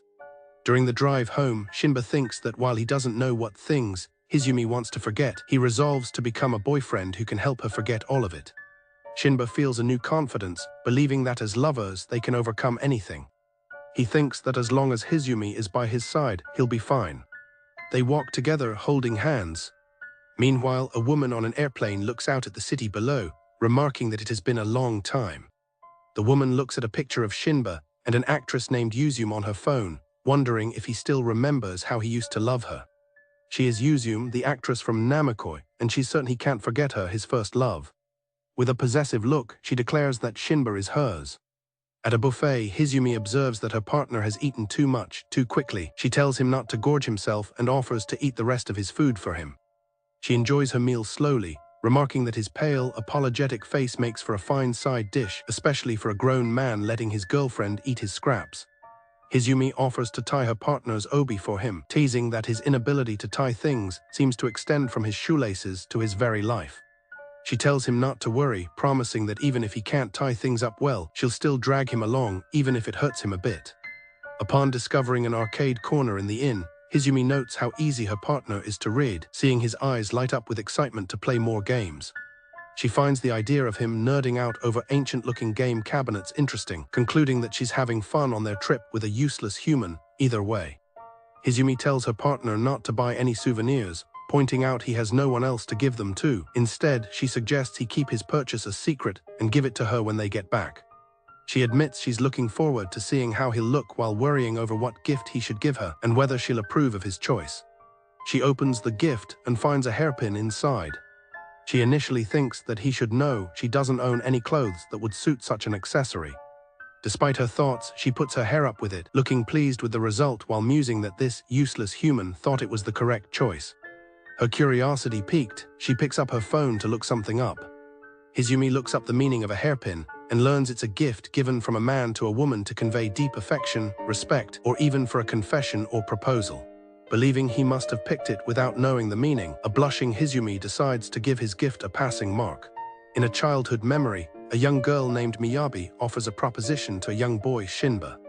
She explains his job will be to hold her bag and stick by her side, essentially becoming her dog. Eager to be with her, Shinba enthusiastically accepts the role, promising to always stay by her side. Years later, at their high school graduation, Shinba confesses his love to Miyabi in the rain. With a sad expression, she apologizes and says goodbye. She reveals that she has landed a job overseas and will be heading to America immediately. In another memory, a woman tells Miyabi that to have a career befitting a celebrity's daughter, she must leave behind her old life and adopt the stage name Amino Yuzum. Waking up in the present, Yuzum is told by the same woman to get ready for an interview. At a press conference, reporters celebrate the long-awaited return to Japan of the famous mother-daughter actresses Amino Mikoto and Amino Yuzum. A reporter asks Yuzum what she wants to do first now that she's back in the country. She smiles and says there's someone she wants to meet again after a long time, her pet dog. At his job at Kokoro Drugs, Shinba is working with uncharacteristic energy, loudly welcoming customers. His co-workers, Nobori and Orachi, discuss his sudden change in demeanor, with Orachi mentioning that she heard he went on a trip with Hizumi. Orachi mischievously suggests to Nobori that something must have occurred during the trip. She explains that if a man becomes more vigorous after an overnight trip, it implies a physical encounter. She teases that even Nobori should know what that implies, leaving her completely flustered. As Shinba comes out for a break, an agitated Nobori confronts him, calling him a lewd human. She accuses him of soiling Hizumi, much to the amusement of Orachi in the background. Nobori, flustered, accuses him of violating Hizumi, which only adds to his confusion. Shinba denies that anything of that nature has happened with Hizumi. Just then, Hizumi arrives to pick him up from work. Shinba apologizes for making her come all the way, but she says it's fine.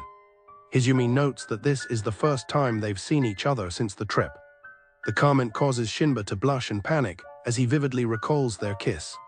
Noticing his reaction, Hizumi asks him what's wrong, amused by his flustered state. Hizumi teases Shinba relentlessly, questioning how a grown man could get so worked up just from recalling their night together, which involved only a cuddle and a single kiss. She calls him pure for his age, and playfully wonders how he would react if she gave him 2 kisses. Overwhelmed, Shinba admits that it was his first ever kiss. Hizumi quietly processes this information. Determined not to appear pathetic, Shinba resolves to show his manly side. He offers to carry Hizumi's bag as they prepare to leave. From the drugstore window, Orachi watches them go, satisfied that the tickets she gave him yielded results. At a cafe, Yuzumi sits alone. She receives a text message pinpointing Shinba's workplace. She looks up just in time to see him walking outside with Hizumi. The sight catches her by surprise. Yuzumi decides to follow them as Hizumi suggests they do some shopping. Shinba eagerly offers to carry her things. After a stop at a toy store, they emerge holding hands. Watching from a distance, Yuzumi notes with bitterness how well they seem to be getting along. The sight of Shinba holding hands with another woman darkens Yuzumi's expression. She glares after them, her thoughts possessive as she reminds herself that he is supposed to be her pet dog. When Shinba arrives at his apartment, he's startled to find someone waiting for him, who comments on his living situation. As she lowers her sunglasses, he recognizes her and exclaims, "Miyabi-chan." Miyabi seems pleased that he still calls her by her real name. A bewildered Shinba asks why she's there. She explains that she came to meet him. She tells him they have a lot to talk about. Shinba reflects on his history with Miyabi, his childhood friend, first love, and the person who broke his heart, now a famous actress.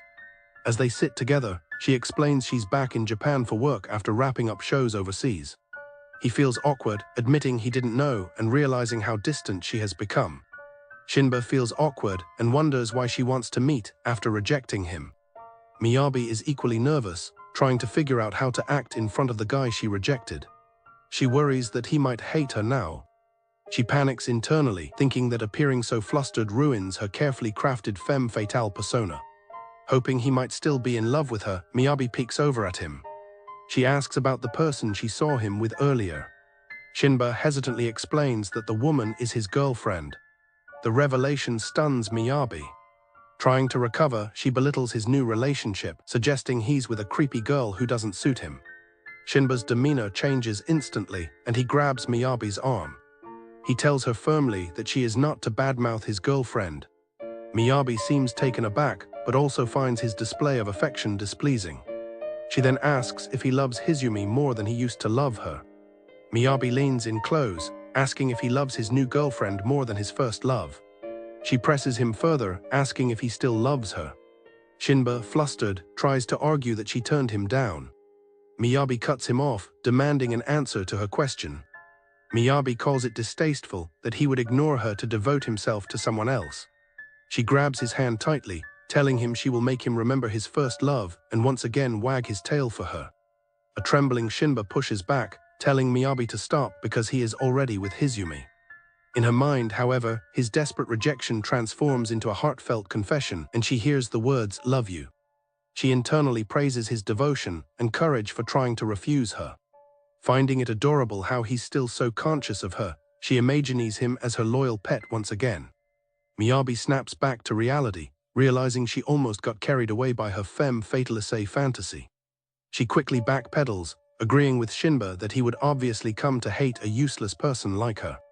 Her sudden change of heart leaves Shinba utterly confused. Miyabi concludes that at the very least, Shinba doesn't hate her. She believes he still hasn't forgotten his first love. Changing the subject entirely, she asks him how far he has gone with his girlfriend. Shinba shyly admits that he and Hizumi have only kissed once. Seeing this as an opportunity, Miyabi declares that she still has room to catch up. She vows to make him remember her so intensely that he'll forget his girlfriend and confess his love to her all over again. Elsewhere, Hizumi lies in her bed. She recalls Shinba's words about their kiss being his first.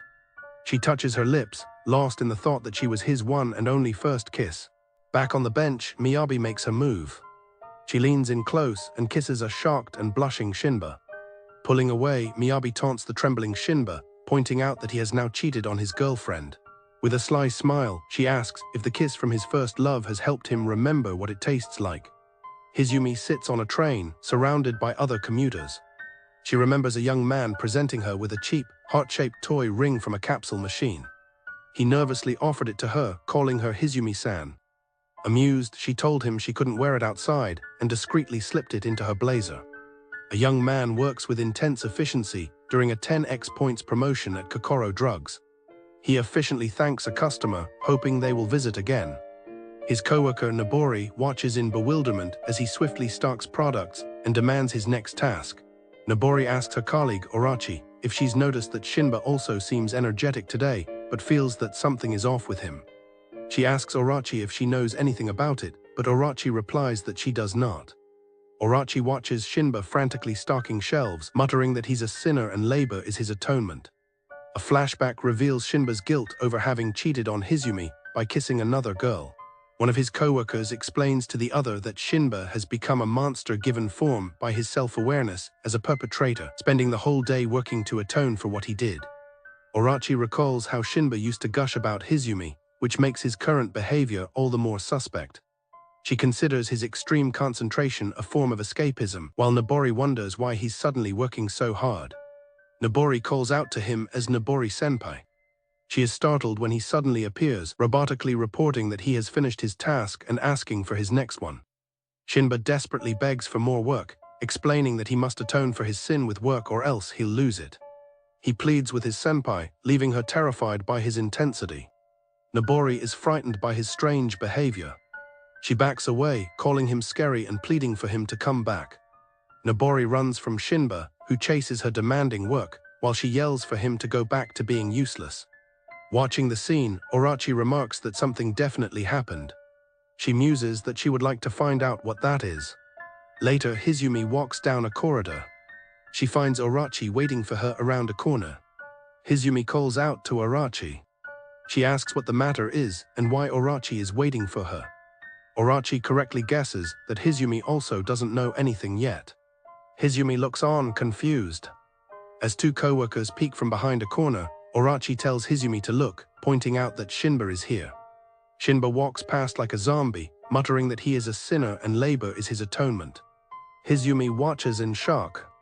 Orachi explains that he is like a machine, constantly looping on regret and repentance. She asks Hizumi if anything comes to mind, but Hizumi can only recall him being happy on their last outing.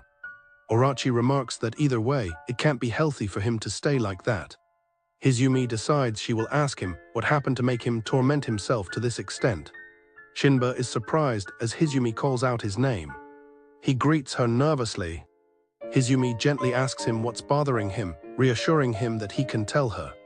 Shinba begins to stammer, quivering. He is haunted by the memory of being told that he cheated on his girlfriend. Shinba shouts that a sinner like him can't possibly be by her side. He yells that they should just break up, leaving Hizumi shocked. Orachi watches him run off. She comments that even Hizumi couldn't get an answer from him. Hizumi lets out a hollow laugh. Hizumi's expression shifts, and she says that he didn't mean to say such excessive things. She calls him a useless human easily swayed by emotion, and suggests they sit down for a talk. She walks away with an unsettling laugh, swaying unsteadily. She bumps into a wall, and Orachi notes that her laugh sounds different than usual, wondering if they'll be all right. Later that night, Hizumi walks alone down the street. She checks her phone for a response from Shinba, asking what happened. She wonders to herself what just happened. A woman in a car calls out to her, saying she has been waiting for Hizumi. Hizumi looks up in surprise and asks who she is. The woman introduces herself as Yuzumi, an actress. Hizumi is momentarily surprised, recognizing her. Yuzumi says she has some business with her. She specifies that it is about Shinba. Yuzumi explains that in this restaurant, one can only get a private room with a referral. She specifies that it is only for a small subset of VIPs. She boasts that she can always invite a certain someone to places like this. She claims she can bring him more happiness than any common person can, unlike an average girl. Hizumi calmly takes a sip of her drink. She asks what this business regarding Shinba is. Yuzumi slaps a stack of cash on the table and tells Hizumi to take it and get her hands off of Shinba. She offers to provide more if it's insufficient or to introduce Hizumi to an actor or manager she knows. She suggests that a woman of Hizumi's caliber should be popular with desirable bachelors of high society. Yuzumi declares herself a greedy person who desires both her status as an actress and the person she wants and will not be satisfied until she has both. Hizumi laughs, remarking on how far Yuzumi is going for Shinba. Flustered, Yuzumi denies it, but Hizumi coolly comments that she has terrible taste in men. Yuzumi insists she just wants a convenient bag holder and that a lover would be a bother, adding she could say the same back to Hizumi. Hizumi agrees that it is indeed the case. Hizumi describes Shinba as a useless human with no education, assets, or talents, identifying herself as a strange woman with terrible taste for wanting him. She explains that is why desirable bachelors, fine wine and fancy cake hold no interest for her and apologizes for her terrible taste in men. Yuzumi understands that Hizumi will not take the bait. She shifts tactics, asking if Shinba is still devoted to her in his heart. Hizumi asks what she means by that. Yuzumi reveals she is his childhood friend and they have known each other since they were 8 years old. She explains that despite going overseas for 2 years after high school, they were together for 10 years. She reminisces about how they spent their youth together, with him always by her side. Yuzumi proudly declares that as his first love, he confessed his feelings to her. Hizumi listens intently. Yuzumi admits she turned him down in the end because she couldn't let such a useless human become her lover. She then states that Shinba is her pet dog and doesn't need a second owner. Hizumi questions whether an insecure man like Shinba could face a girl who had already rejected him and if he could so nimbly switch between girls. Yuzumi reveals that they shared a kiss. She clarifies that it was her and him. The revelation leaves Hizumi wide-eyed and shocked. Yuzumi adds with a smug smile that Shinba didn't reject her. Hizumi's shock is palpable as she processes the news. Hizumi concludes that Shinba's strange behavior was Yuzumi's fault. Yuzumi gleefully confirms it, asking if he was acting strangely and claiming his head is now filled with thoughts of her. She reminisces that it's been like that since they were young. She explains that his mind would fill up with her whenever she praised or got mad at him. He would always struggle fruitlessly whenever she took him out somewhere. She recalls that he would get happy when she gave him a treat, but would look for forgiveness in guilt when she got angry. She smiles fondly at the memory. She explains that he showed her so many expressions, and they were always faced towards her. She claims that after spending 10 years with him, she knows his faces well, unlike Hizumi. She asserts that their decade of memories is so strong that a single kiss was enough to make him go crazy. Yuzumi declares that Hizumi cannot win against their memories. Hizumi sits in stunned silence. Yuzumi notes that Hizumi can't even talk back. She says it's natural to despair when her opponent is her boyfriend's first love, childhood friend, and a famous actress. She tells Hizumi not to worry. She pats Hizumi on the head, promising to take responsibility. She tells Hizumi to get her chin up and that she will keep an eye out for a new boyfriend for her. Hizumi looks up with a confident smile and reveals that he gave her something. She calmly informs Yuzumi that Shinba gave her a ring. Yuzumi is left completely stunned. She asks what kind of ring it was. Hizumi describes it as a cheap thing with unbelievable aesthetics, an unthinkable present for a decent man. She confirms that he gave her that ring as a surprise during their date. She asks if that is the kind of ring Yuzumi was thinking of. Hizumi states that she has already seen all the expressions Yuzumi was talking about. She points out that it's mystifying how Yuzumi's decade of memories was matched by her, who hasn't known him for long. She adds that while Yuzumi was busy, she, an average girl, got to share intimate moments with him. With a final apology to Yuzumi-san, Hizumi declares that she ended up burying her decade of memories with just a few months of her own. Yuzumi is enraged and flustered. Hizumi stands to leave, saying she has no choice but to give up. She specifies that she is giving up on negotiating with Yuzumi. Yuzumi declares that from now on, she will spare no effort to snatch him away. She shouts that a ring is just an engagement and nothing is set in stone yet. She vows to let him walk by her side and continue the story of that day.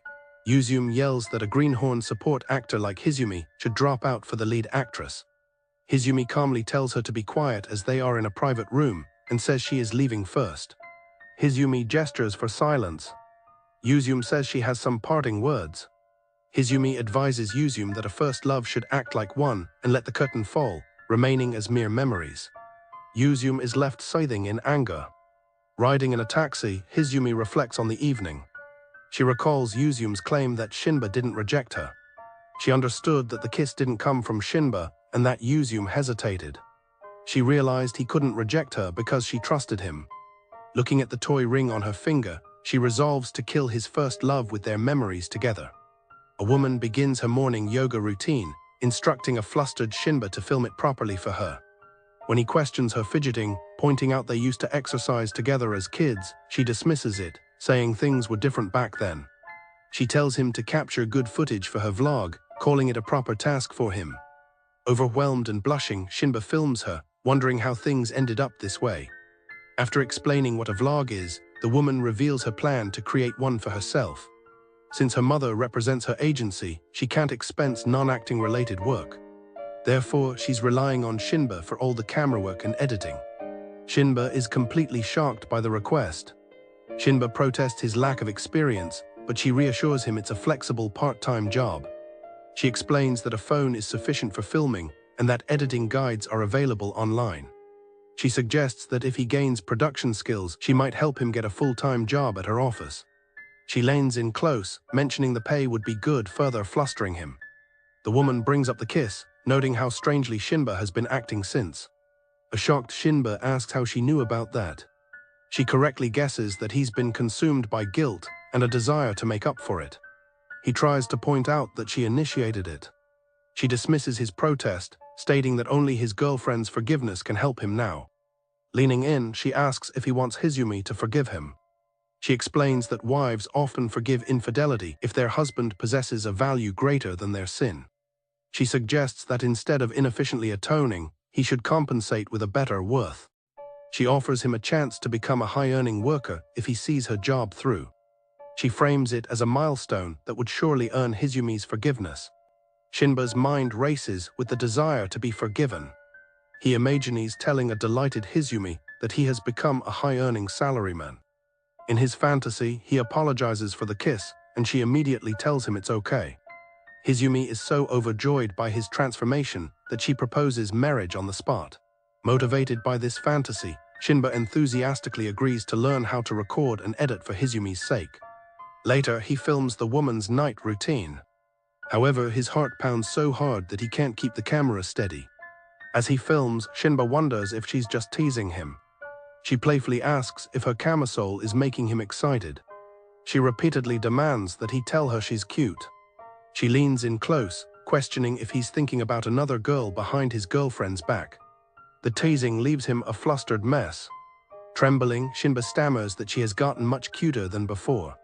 His unexpected compliment leaves the woman completely stunned and blushing furiously.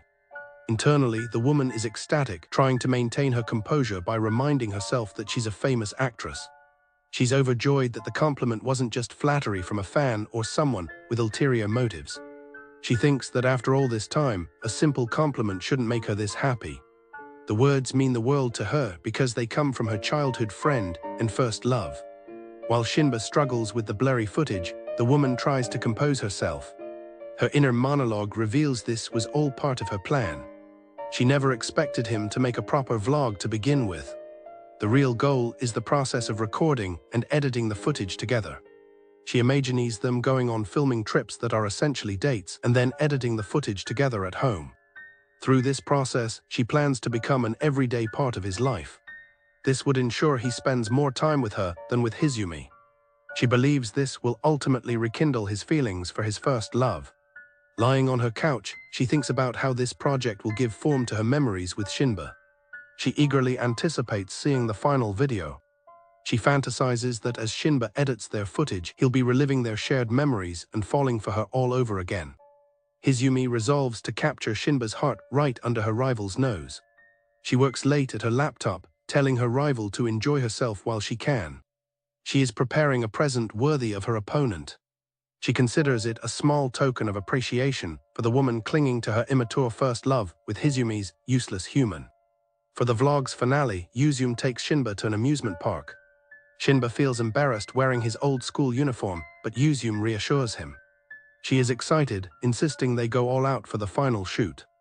Shinba worries about Yuzume, a famous actress, being recognized in the crowd, but she brushes off his concerns. She eagerly runs ahead into the park. She remarks how it feels like they've traveled back to their school days. Her sentiment makes Shinba visibly uncomfortable. Yuzume reminisces about how he used to carry her things for her. She fondly recalls it was just like the old days. She suggests it would be fun to relive their youth like this again. A conflicted Shinba can only sweat and quietly agree. They arrive at a flash talk event. The crowd cheers for the mascot on stage. The host calls for questions from the audience, and Yuzume tells Shinba to feel free to participate while she films. The host then selects the girl with the cute ears, and Yuzume steps up to the microphone, introducing herself as Miyabi. Miyabi asks the mascot, Flash, if he remembers his first love, startling Shinba. Flash enthusiastically confirms that his first love is his wife, Cherry. He proudly declares that he still loves her. Miyabi comments on how wonderful it is to marry one's first love. She calls it the happiest moment of life while looking pointedly at Shinba. Flash turns the question back on Miyabi, asking if she has a first love. She hesitantly confirms that she does. He then asks if she still loves that same person, making Shinba nervous. She grows flustered by the question. Flash then encourages her to yell out her love for everyone to hear. Overcome with stage fright, Miyabi freezes, internally cursing the mascot. She wonders why she's so scared when she should be used to crowds. She realizes the one she's truly scared of is Shinba. Tears well in her eyes as she looks at him. She drops the microphone with a clatter. Shinba suddenly barges forward, grabbing the microphone and declaring that this girl was his first love, but he was turned down. He shouts that he doesn't want to hear the name of the guy she loves now. As Flash apologizes for the situation, Miyabi begs Shinba to stop, on the verge of tears. The host tries to lighten the mood, telling Shinba not to worry. Later, as they walk away, Miyabi asks why he spoke up for her, explaining that she looked like she was about to cry. He apologizes, but she tells him he must have misread the situation, as she's a professional used to the stage. Shinba assumes the footage of the talk show is unusable, since his voice was recorded. However, Miyabi tells him not to delete it, and to send her that specific part. When he asks why, she blushes and quietly says it's because she liked that part of his. Shinba is confused by her request. She laughs and clarifies that his voice was amusing. Taking his hand, she thinks to herself that this is the moment she's always wanted. She resolves to create more routine work for him to make him more conscious of her. She is confident that he will soon lean her way. Yuzume thinks that when the time comes, she might give him a chance. Back at her apartment, Hizumi receives a notification from Shinba that the video is done, the preview text revealing his confession. Curious about what he's put together, she starts to watch. Her expression quickly turns to shock. A woman praises Shinba for sending the video. She thinks to herself how cruel it was to give an amateur such a difficult editing job. As Hizumi watches the vlog, she's amazed by the professional quality, noting the well-done text, effects, and music. She can't believe he really made it. Hizumi is shocked to find that Shinba's voice and image have been completely cut from the video. She briefly wonders if it was his own creative choice, but dismisses the idea. A flashback reveals the truth. The mysterious woman recalls how Shinba came to her in tears and became her loyal dog, following her instructions perfectly. She had reassured him that it was okay. Continuing the video, Hizumi wonders if she ever ordered the sweets shown on screen. She recognizes the location, but some of the scenes feel foreign to her. Her blood runs cold when she spots a ring on Yuzume's finger. She remembers the mysterious woman's taunt, "He gave me a ring." The realization hits her with horrifying clarity. The mysterious woman's plan is revealed. She sees Shinba as her faithful pet dog, one she would never abandon. Instead, she would teach him things: how to record, how to edit, and how to choose his owner. Holding a terrified Shinba, she thinks of the video as their first collaborative project, hoping. Meanwhile, as Uzume boarded a taxi, she is left troubled, wondering why does her video with Shinba in the certain memory of then. She spotted a footage that she personally never saw before and wonders if this was a woman's hand. As the car stopped in Shinba's apartment, she rushes the flight of stairs, wanting to give Shinba-kun the questioning and to answer the question on what did Hizumi-san did to him. But to her surprised, Hizumi was coming out of Shinba-kun's apartment. Hizumi comments that it has been quite a while since they met. It seems she already foresaw this and made Shinba-kun to run to the store on an errand. As she slowly locks the door, she suggests they talk for a bit as there would be a lot to discuss. In the park, the two seems distance where Uzume-san is wary of her. She then confronts Hizumi on why she altered her video, even pointing out the obvious ring in the video, questioning why is she messing with her memories with Shinba-kun.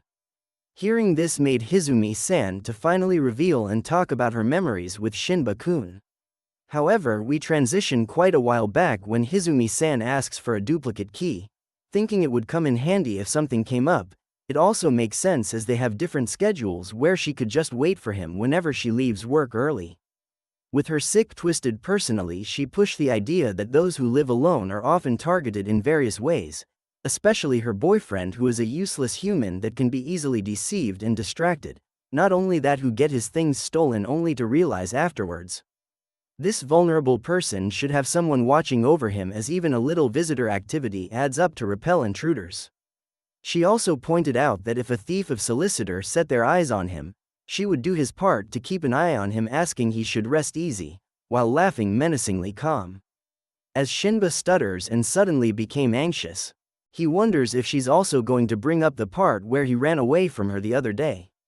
Hizumi then explains that everybody has things they find difficult to talk about, which also goes the same way for her. She asks he should talk about it whenever he is ready, and in exchange she only asks that he doesn't avoid her again. Shinba agrees, but was immediately noticed he was using the computer, which isn't a regular occurrence. He then revealed he was editing a video for his actress friend. It seems this actress friend makes a vlog on the side about everyday life as an actress, and was entrusted of making said video. However, he is gloomy and without motivation, finding it hard to do so as he has just been cruising with his luck. Shinba then shares his frustration, wondering why of all people he would be the one to be asked as he doesn't have any experience in editing before. At a loss, Hizumi-san then finally got the situation and dares to play along with Uzume-san. She then offers to teach him how to edit. She shares this kind of thing is her specialty as she works remotely quite often anyways. Working remotely, this is just a piece of cake, and even if he is on his job she could work on it, asking for the duplicate key to be given.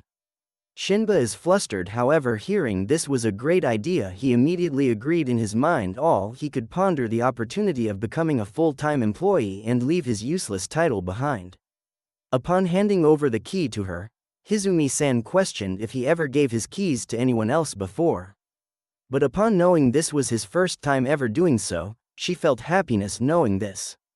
As she shortly teaches him more on how to edit clips and videos, she then had the idea of going out and recording some insert footage. Using the reason Uzume-san might be busy with her schedule, Shinba-kun suddenly got worried as this isn't their video. However, he was assured they were only adding filler clips. She explains the video is made for work, not for fun. As long as the quality is good, no one would notice. With her serious tone, she insists they should finish off the work by their hands back to the present. As Hizumi-san explains he helped out with Shinba-kun's editing, she also showed appreciation, having the perfect excuse to create an extra key for Shinba's home. The next morning they decided to have a date, where they were to film for the video. However, it seems Shinba-kun is once again late. Hizumi-san is already used to this, complimenting him for the major improvement being only 30 minutes late. Exhausted Shinba-kun is gloomy hearing this. However, Hizumi-san seems to be happy to record some footage. She describes that these moments feels like it will last forever, and as he makes more and more mistakes she wonders if she could live such a future she would be happy. It also seems she is confident in sharing the one whom she loves the most publicly. As the climax reached its end, Shinba also confessed his feelings towards her, finishing the override she plans all along. In the present, Uzume-san is in disbelief as even if she has memories belonging to her boyfriend, Hizumi-san would always have her fingerprints on them. Frustrated, she pushed Hizumi towards the ground and even injuring her cheeks.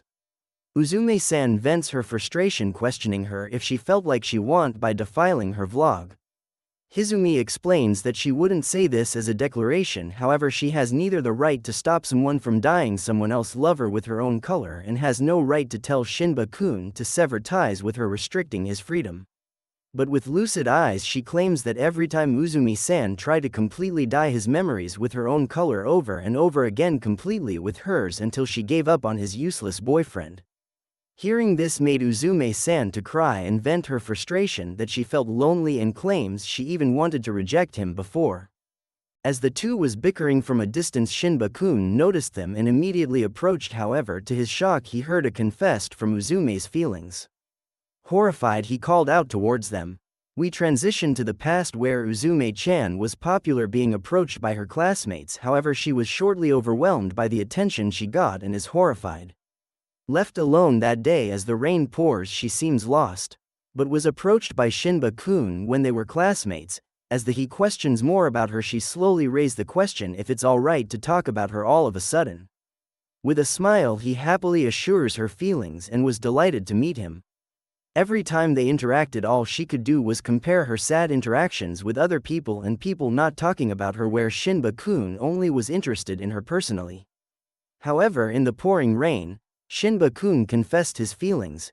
It seems she felt the same way. However, her parents made a huge impact in answering and made her to question what happens after this. She wonders if he would wait until she comes back and a long-distance relationship doesn't work for her. In the end she refused and apologized, leaving for America. As she arrived, all she could ponder, it would be strange to fall in love with Shinba-kun, and as a trick for adolescence she pursued her career, believing the falling in love with a useless human is like dying as a woman. However, after that she still grieves the feeling and misses him dearly, crying while achieving her career. As the rain pours, she confessed her feelings for him and explains that she couldn't say yes to his confession due to not knowing when she would return. However, she had something in mind, that if Shinba stayed as a useless, unpopular human, he would stay unchanged even when she came back, and she would be the one to confess. But to her surprise, he already found somewhere he belonged. However, she concluded that if she confessed and got rejected, she wouldn't have any more excuses to come and meet him. That's why she thought she would make him confess to her. As she dashes towards Shinba-kun and pinned him down, she demands an answer on which kiss felt better between her and Hizumi-san. This frantically startled both of them, as she vents her frustration and made the situation uncomfortable. He ultimately answered every question, pointing towards Hizumi-san. As the question stopped, she slowly cried. She sees him as someone who stood next to her when no one did. Shinba-kun expressed the appreciation, however he stood with the answer that Hizumi-san was the one who stayed right by his side. Even after all his downs, he loved her so much and firmly rejected Uzumi-san. However, he assured that both of them would still be childhood friends forever like back then. He smiled and asks that they should talk about hero movies more. Uzumi-san couldn't believe his words and sees him that had never grew up, giving her the relief he never change.